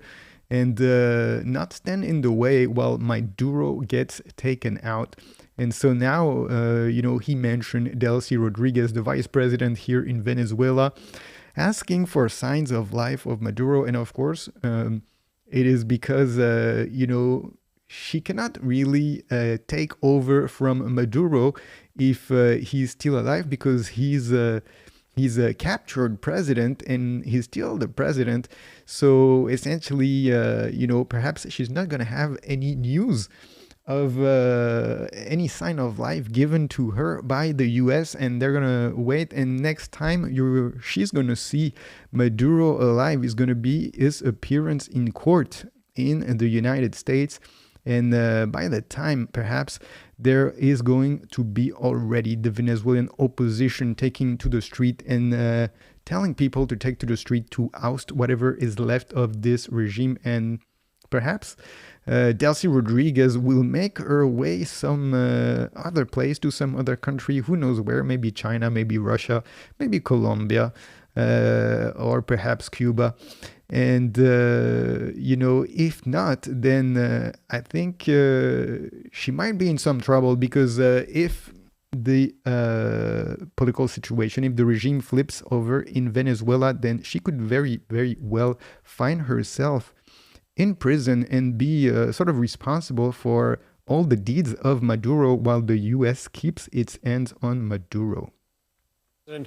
Teddy Roosevelt. And now, as we look at what President Trump has done, I'm struck by Florida Congressman Carlos Jimenez has reacted this morning, comparing what has just happened to the... All right, we've already listened to Carlos Jimenez and his tweet here. Let's move to CNN and to see what they are saying about the situation. And calls from abroad, from Venezuelan migrants that were living outside and were receiving more information than inside of the country.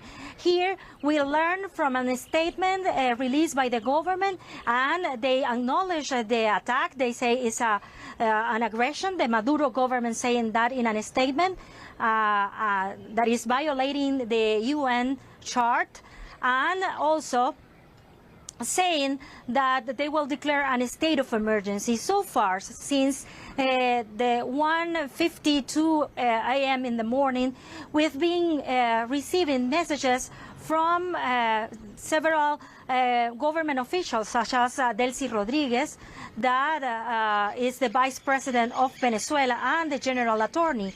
They keep saying that they don't know where Nicolas Maduro is, and they are demanding a proof of life. That is a statement that they keep repeating. And also other members of the government. You can see here, essentially these news channels, all they're doing is just filler, because they've been repeating the same stuff now for a couple of hours, and, just the tiny bits of information that we've had for hours now, essentially information and videos taken from Twitter. And that's really, what is the problem now for these mainstream media channels, is that what kind of journalistic work are they really doing? Absolutely nothing.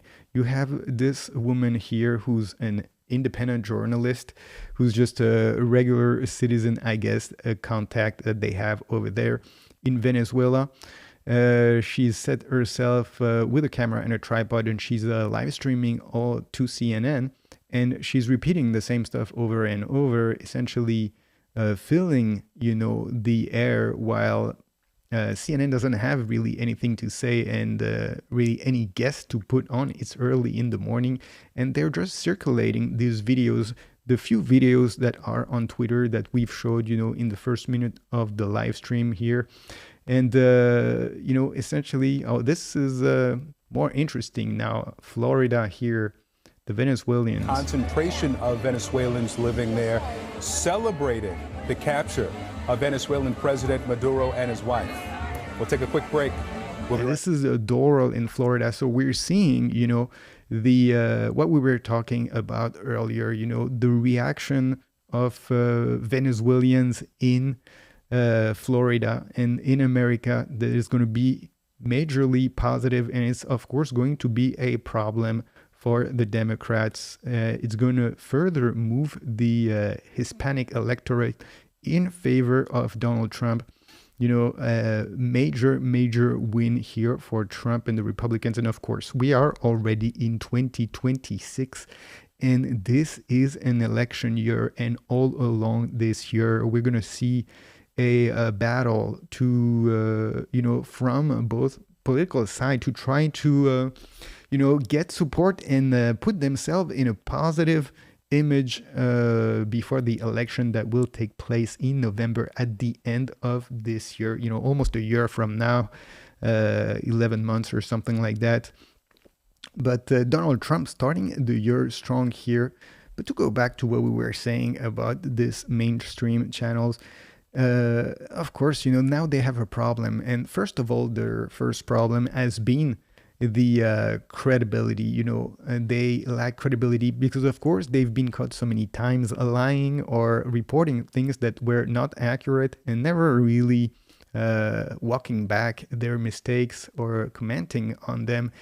And that has destroyed their credibility, from the 70s to now. In the 70s, the trust in mainstream media was like 80%. Today, we're like below 20%. So no one believes them anymore. And, you see the images that they're showing to you. These are just videos taken from Twitter. So what is really the point into watching these mainstream channels when the analysis is really, bland? They're not really adding much to the conversation. And what they're showing you is just what you can see by yourself on Twitter. And of course, the time that it takes for them to take that video from Twitter, put it in their system, and then broadcast it to you, it is hours later. Whether if you just go and connect on Twitter, you have the whole thing in real time and you get much more information. And in the end, you will even have better analysis from people on Twitter. A lot of the people that they will have as guests on their program, they also do their analysis on Twitter. So, essentially these mainstream media channels, if you're plugged in into the news cycle, they are an hour or a couple of hours late on every single information. And that's why now, Elon Musk has said X is the media or whatever. I'm paraphrasing, but essentially this is how it is now. These guys, when everything in the media landscape is a battle to be first on the news, they are last on the news with the worst takes, with the worst interpretation of the facts, because of course they have all these advertisers that, necessitate a sort of toned down version of reality in the analysis. So they take the least amount of risk in what they say. And in the end, you're much better off making your own mind and figuring out the facts on Twitter, where all the facts are presented to you, whether, there is no sort of political spin to any news. People will say whatever they want, and free to you to interpret the reality and the facts and make up your own mind, whether when you're looking at those mainstream media channels, then they will have a spin. They will have taken actually a lot of time to trying to spin the story to, put their own political bias in a positive light, whether it is Fox News or CNN or MS Now. They all have political allegiances, and they of course have allegiances to their advertisers. And because of that, they're going to be limited in what they say and how they interpret the facts. But if you go just on social media, on Twitter, then not only you will have the best specialist in the world telling you, what they think, and you will have a real-time take on the situation. But on top of that, you don't get bombarded with the sort of the lies of the mainstream media or the spin of the mainstream media because of their commercial links to advertisers and their loyalty to political parties. All right, so now that we've said that, let's listen to this guy. Let's see what this guy is talking about. We extracted a president he's not a legitimate president. We extracted the president of a country and brought him where? To our safe, warm arms, where he's going to be prosecuted. This isn't over by any means either. Listen, we have a lot of bad actors. You know, I wrote about it in my book, Infiltrate America. We have a lot of gang members there that are controlling in the streets. We have so many different individuals that called colectivos that are in the streets as well. And then we have all these other bad actors and proxies that are there. So, you know, this isn't a clean sweep by any means at this stage. We still have to make sure that Maria Machado, who is probably going to be the people's choice here to go as an interim president, to carry the torch forward and then have presidential elections. So clearly it was a remarkable surgical operation to get him out of the country along with his wife in literally a matter of minutes or hours. Tell us what that would have looked like. You know, President Trump is very particular to always point back that this was an operation in conjunction with U.S. law enforcement. So would DEA agents have been on the ground with our military people? Would they have been in the room when they grabbed him? Describe for us exactly how that operation would have looked like. Sure, let's back it up, right? So let's go back for the last 20 years. Law enforcement officers like myself were there collecting evidence, right? So we build a case over decades of time like this. This isn't something that's just rolled over overnight.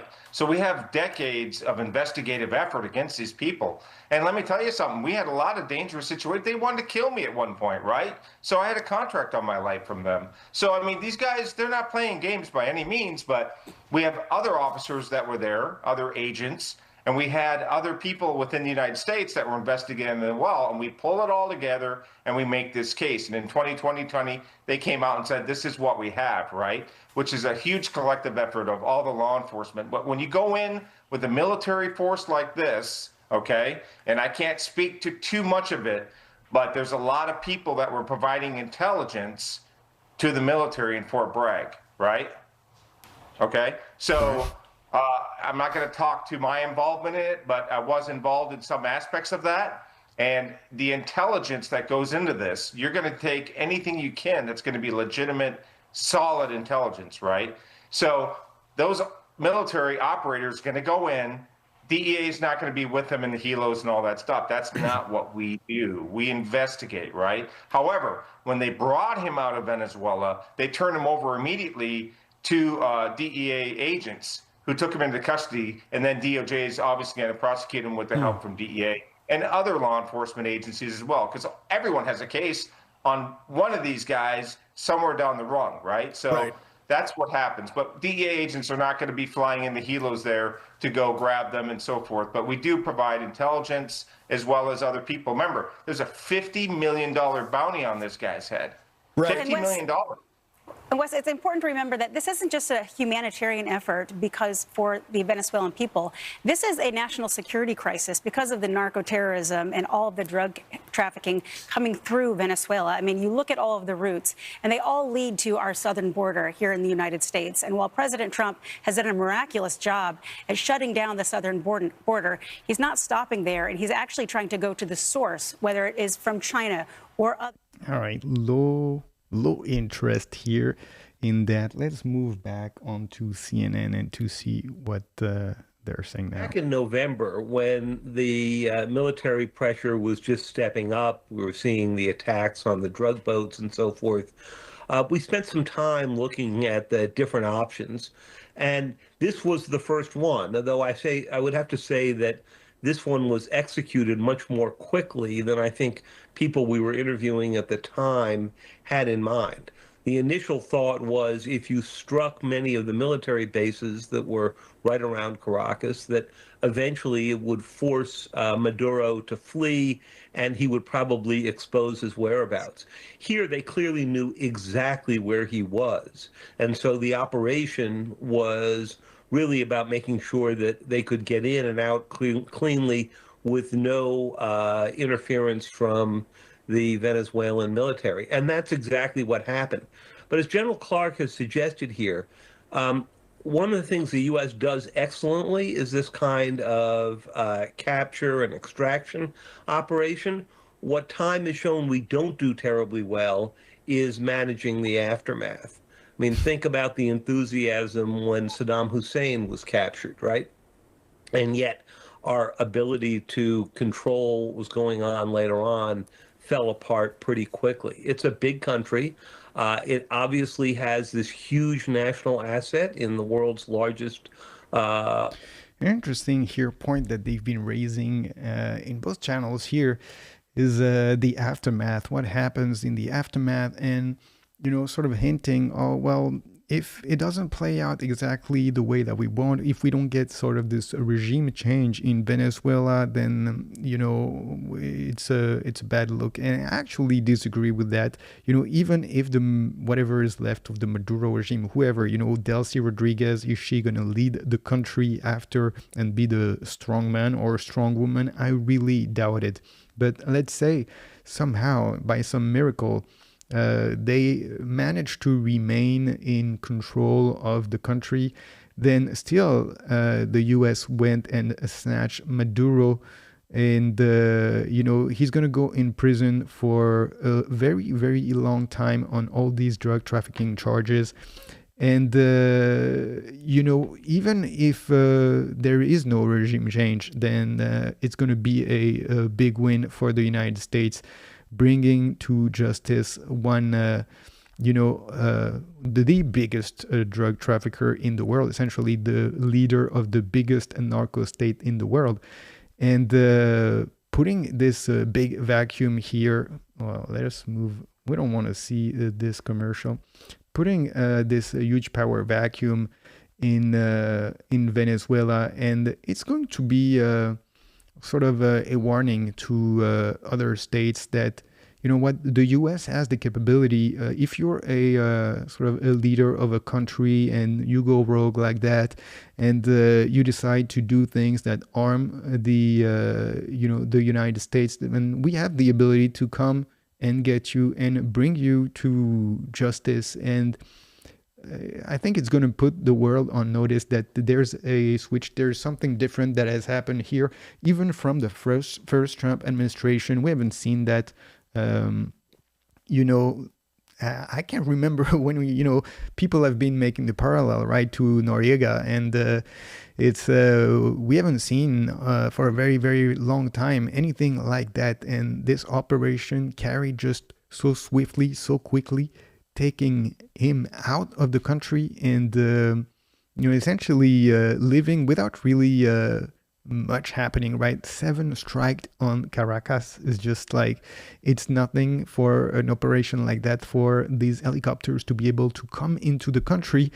So minimal intervention, even, the media has been reported these large-scale strikes on Venezuela. Well, actually, it's quite the opposite. It's a very, very small-scale strike, just a few hits on the capital, perhaps on like air defense batteries or something like that. And you have to think, this is the capital of Venezuela. They must have had a lot more air defense than just 7 targets, meaning that, we've seen potentially some defection or some people in the military turning against Maduro. But no matter what, no matter what happens in the aftermath, even though I think that now we're going to see perhaps this regime, or whatever is left of this regime, they're going to have to stand down, because they have to think about their own future. And now that the main leader, dictator guy has been taken out, if you're Delcy Rodriguez, or if you're anybody else in the Maduro government who is left behind, then you have to think, okay, the guy who was the dictator was betrayed by the armed forces, and I don't have really any legitimacy on this government. And if the guy who had legitimacy got betrayed, then I'm going to be betrayed too. And so I wouldn't be surprised now if we see, whatever are the leftovers of this Maduro government take a plane and leave the country to sort of escape justice, unlike what Maduro was able to do. Let's listen here if they are talking about the indictment of Maduro? In Miami. I'm pretty sure it's going to be in New York. A lot of these high-profile cases are in New York, but they'll use the evidence from every jurisdiction that they can. I mean, they're just going to cooperate on this effort and make sure that it's done properly. So that's not going to be an issue whatsoever.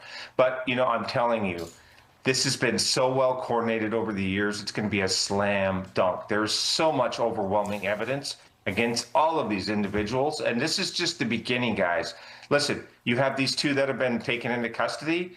We've got like 13, 14, 15. We got 20 more of these guys that are floating around. And they're going to be scurrying anywhere they can to try to get away from the long arm of the law. And that's not going to happen. We're going to get a lot of these people, and they're going to be locked up too. This is just the beginning. Because look at, when you start looking at this, the effort that we put through, we've arrested many other people in this, you know, throughout the years. And those. All right, and he's saying exactly what we were saying just a minute ago here. You know, the people who are left behind now, they're going to see, you know, the main guy has been arrested. Am I going to be next? And it wouldn't be surprising if, you know, by the end of the day or by tomorrow, we learn that a lot of these guys who are the leftover of the Maduro regime have taken a plane and they are somewhere in Cuba or Colombia or Russia or something like that. And that then it leaves this huge power vacuum, and it will be sort of a slam dunk, a layup for, you know, the Venezuelan opposition, maybe Maria Machado, as it has been floated around a lot, to come back in the country and, you know, take the interim presidency and then set up new elections to elect a new democratically elected president in a free election. Bragg and the gals and the Marines and the naval and the air men and women. What a wonderful job they did. And, you know, the agency did a great job providing intel. Other people provided intel. Carried out this operation. This is something they certainly have experience with, these kinds of extraction missions. And while the president thanked the great troops that he said were a part of this operation, we don't yet have a lot of clarity on the other assets involved. Clearly, this was a lot of personnel, many aircraft involved in an operation like this. This is not something that comes together overnight. So certainly looking to get more information about what military assets were included.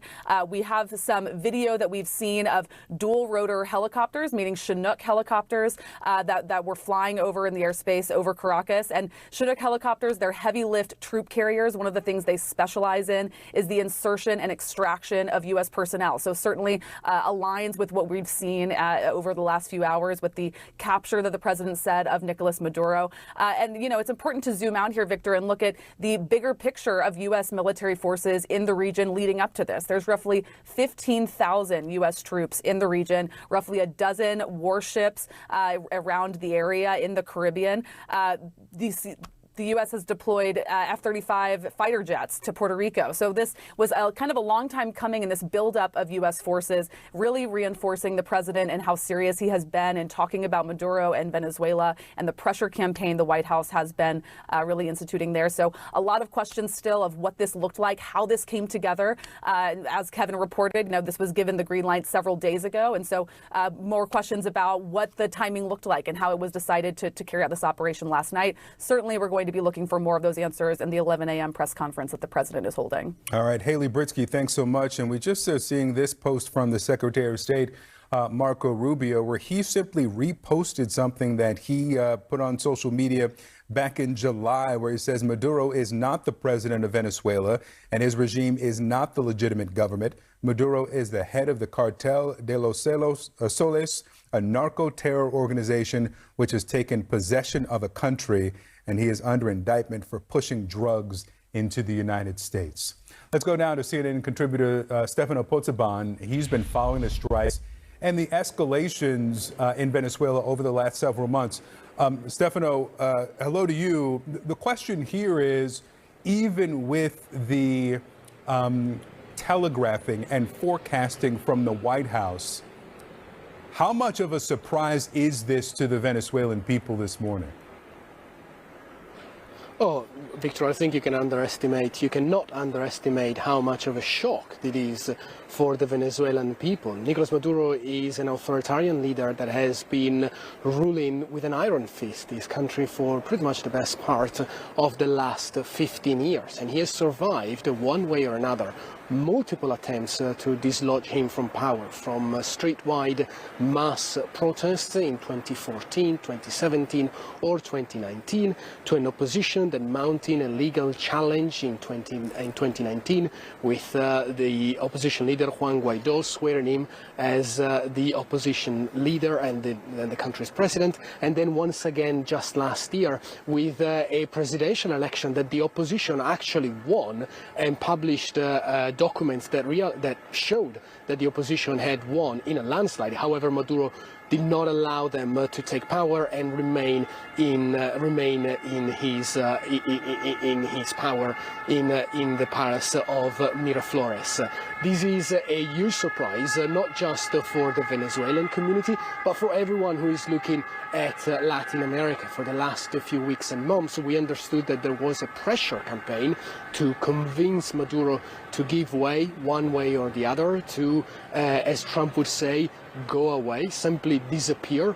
Well, now it really seems that the US president has decided to give the green light and go after Nicolas Maduro himself. And by the way, this is the worst possible outcome for Maduro himself. He's namely a left-wing revolutionary leader who would have perhaps preferred to sacrifice himself or to die a heroic battle against the empire. He's now going to be charged in the United States as a drug trafficker, essentially not so different from the likes of El Chapo Guzman, especially if we're going to see in the next few hours and days the image of Nicolas Maduro and his wife, Celia Flores, in handcuffs. The Attorney General of the United States, Pam Bondi, just posting a few minutes ago on X that both the President of Venezuela and his wife have been indicted by the Southern District of New York on multiple charges, including narco trafficking and narco terrorism. So the idea of going after...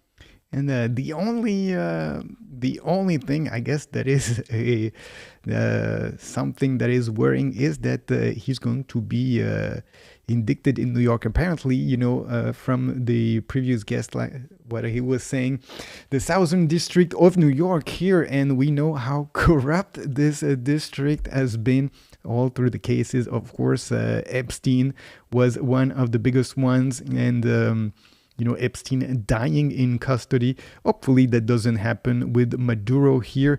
We'll see where he is taken to court in the United States. But interesting what this guy is saying, the worst outcome possible here for Maduro. And, it is perhaps indeed the worst outcome for this guy now. He could have maybe escaped to Russia like Assad did, but no, he decided to stay and, against all odds, against what everybody was expecting here today, the United States coming in and taking him out of the country. All right, so we're gonna have a look here at Twitter to see if there is anything new that is happening here, while we also keep listening to what these guys are saying. The consequences of what happened overnight. We'll be right back. All right, so they're not saying anything here. Let's take back to Twitter and let's see if we have anything new on this situation here. Nicolas Maduro trending, of course, on X here. Let's see here.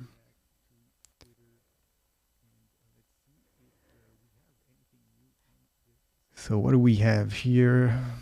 Raise your hands if seeing this image of Maduro in prison brings you happiness. It's going to be a very interesting perp walk here when he is going to be taken to the United States. We're going to see him. Let's see if we see him in an orange jumpsuit. Let's see here. What do we have? An hour ago. So what is this here? Dom Lucre, what is he saying? Maduro and his wife were captured in less than 1 hour. A show of power, never seen before. 1 hour, the war was over. Let's see here, Benny Johnson, this was 3 hours ago, stating that Maduro was taken here in custody. We've seen already these images. I guess this is the first image here of Maduro in custody here of the DEA. A interesting picture here. We are gonna see how are we gonna get a Maduro mugshot next, but here he is on a I'm not sure if he's on a boat, or if he's on a boat, or if they already have him in the US or somewhere. Let's see here what it says. Maduro fell in Venezuela. Witnesses claim he wasn't scared at the moment of being arrested, and he shouted, "Fatherland or death." Well, we will see what comes of that. There's still the tweet of the White House here that we've already seen. Maduro taken with his wife. So here it is, the first image of Maduro now circulating on Twitter. And this is what I was telling you guys earlier. It's if you're on Twitter, then now you see this image of Maduro.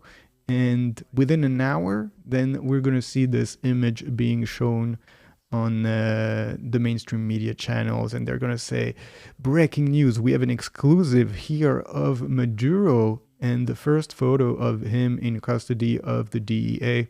And, this is the lag now that the mainstream media has to face, because they need to take the time to go on Twitter to get, these images in their system. Of course, they have a news cycle, and, they've prepared already an hour of programming, and they can't just interrupt it and bring some new info in. But here we have this first image of the troops and Maduro being walked here.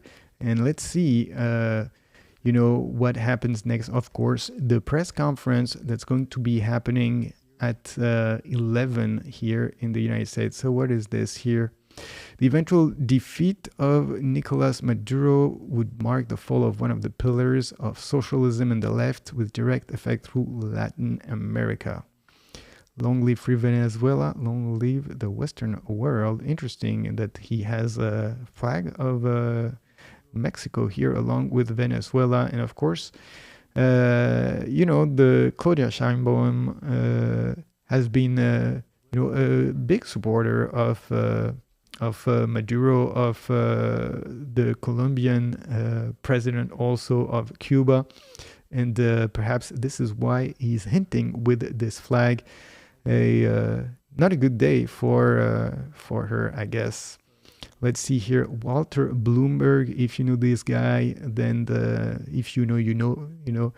Walter Bloomberg always coming with some crazy insider scoops. So let's see what he says here. Attorney General Pam Bondi, Maduro and his wife, Celia Flores, have been indicted in the Southern District of New York. So, once again, questionable choice here, but I guess that's where they go when they need to get a decision that they want. Nicolas Maduro has been charged with narco-terrorism conspiracy, cocaine importation conspiracy, possession of machine guns and destructive devices, and conspiracy to possess machine guns and destructive devices against the United States. They will soon face the full wrath of the American justice on American soil in American courts. On behalf of the entire U.S. DOJ, I would like to thank President Donald Trump for having the courage to demand accountability on behalf of the American people, and a huge thank to our brave military who conducted the incredible and highly successful mission to capture these two alleged international narco traffickers. So we have, a snapshot here of the charges that are going to be held against Maduro here. Narco-terrorism conspiracy, cocaine importation conspiracy, possession of machine guns and destructive devices, and conspiracy to possess machine guns and destructive devices against the United States.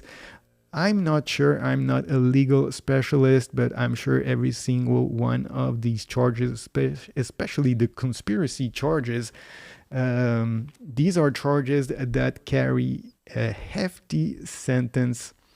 So we will see, I guess we will learn more at the press conference later today.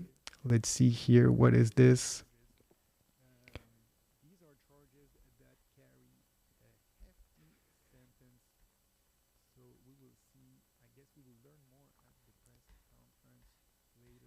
All right, do we have anything here that is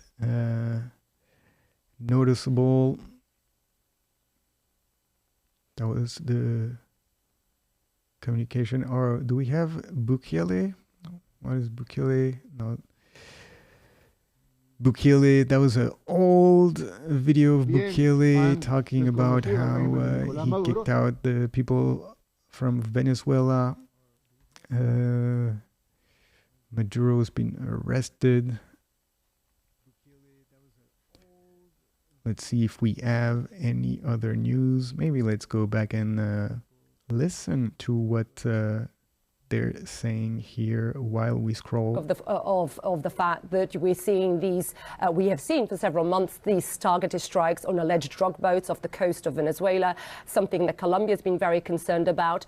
And Gustavo Petro, who's leaving office this year, he said to me that this is not President Trump wanting democracy in Venezuela. He very clearly said they're going after their oil. The United States, that President Trump wasn't interested in narco trafficking, that he wasn't interested in democratization of Venezuela. Instead, what he wanted was Venezuela's oil. Of course, Venezuela is well known to have the largest oil reserves in the world. And so him very much going after President Trump. They both have been at loggerheads for some time, with the United States, of course, sanctioning him and certain members of his family. So things ratcheting up. The Colombian military, very concerned, Victor. Just before I tell you, in the last few hours, I spoke to a source saying they're putting troops on the border, not only concerned about an influx, of course, of humanitarian reasons of migrants, but also about the ELN, those drug operatives within Venezuela,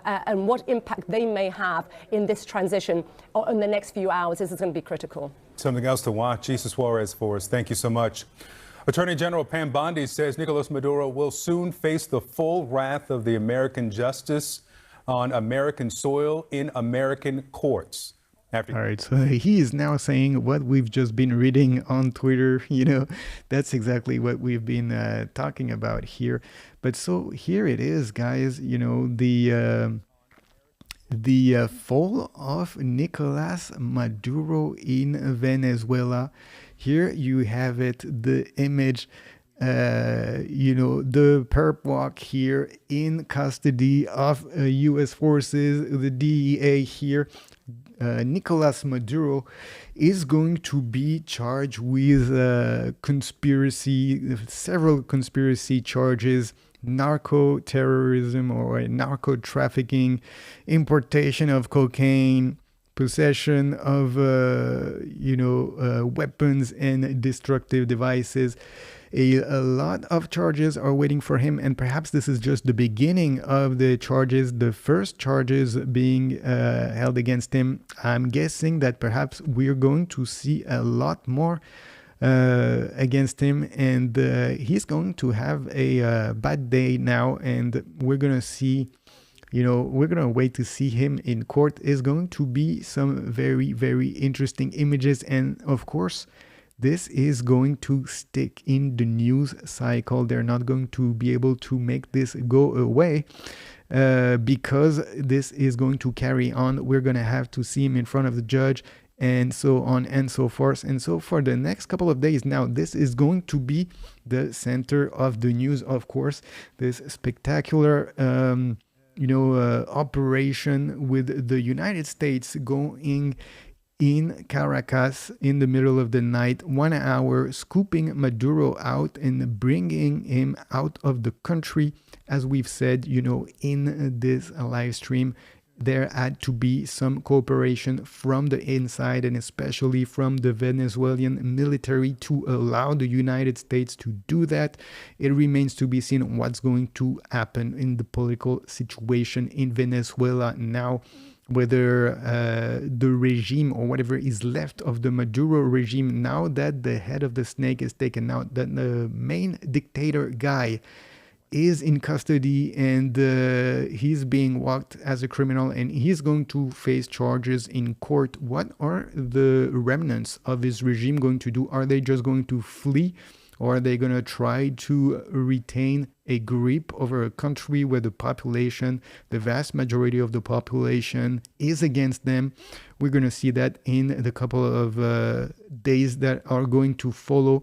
But I wouldn't be surprised if now we see over the next few days and weeks a large-scale demonstration of the people of Venezuela rising against their government. And if we see the military standing down and refusing to put themselves between the people and the representatives of the government, and that's the reason why I wouldn't be surprised if we see now these remnants of the Maduro regime, people like Delcy Rodriguez, just taking a plane and fleeing away to another socialist country that would be, willing to take them in and just give up on trying to remain in power in Venezuela, knowing that now most likely the military does not have their back. So that is it, guys, for this sort of live news, breaking news live stream here. The Maduro regime in Venezuela is no more. Who had that on their bingo card for 2026? Who would have expected that on January 3rd we would already be with the first major news of the year, Maduro out of Venezuela? Well, nobody expected it, but if you were actually tuned onto this news cycle, you probably would have seen the hints being dropped over the last few weeks and days, and Maduro trying to negotiate some kind of deal. But it turns out, actually, perhaps this was a trick from the US to buy some time and prepare this intervention. But anyway, guys, that is it for this coverage, because now there's no new information. They're sort of recycling the information, so there's no more news. We have to wait until this press conference at 11, where Donald Trump is going to take the stage with Marco Rubio, Pete Hegseth. I assume Pam Bondi is going to be there. Also, the chief of staff, Kane, is going to be there. So we will be there to see this press conference and learn more about the situation and how it all happened, and to have a sort of preview of what will be going forward here in this Maduro case. And, where he will be taken to court. Most likely it is going to be the Southern District of New York. But anyway, guys, thank you for checking this live stream out. And don't forget to subscribe to the channel so you don't miss out the next steps of this Maduro saga. Have a good one. Hit me with that like, and sub to the channel. Hit me with that like, and click the effing bell. Click that bit, alright. The algo recommends. For sure you don't like. The algo knows you well. Hit me with that like. Subscribe to the channel. Hit me with that like. And click the effing bell.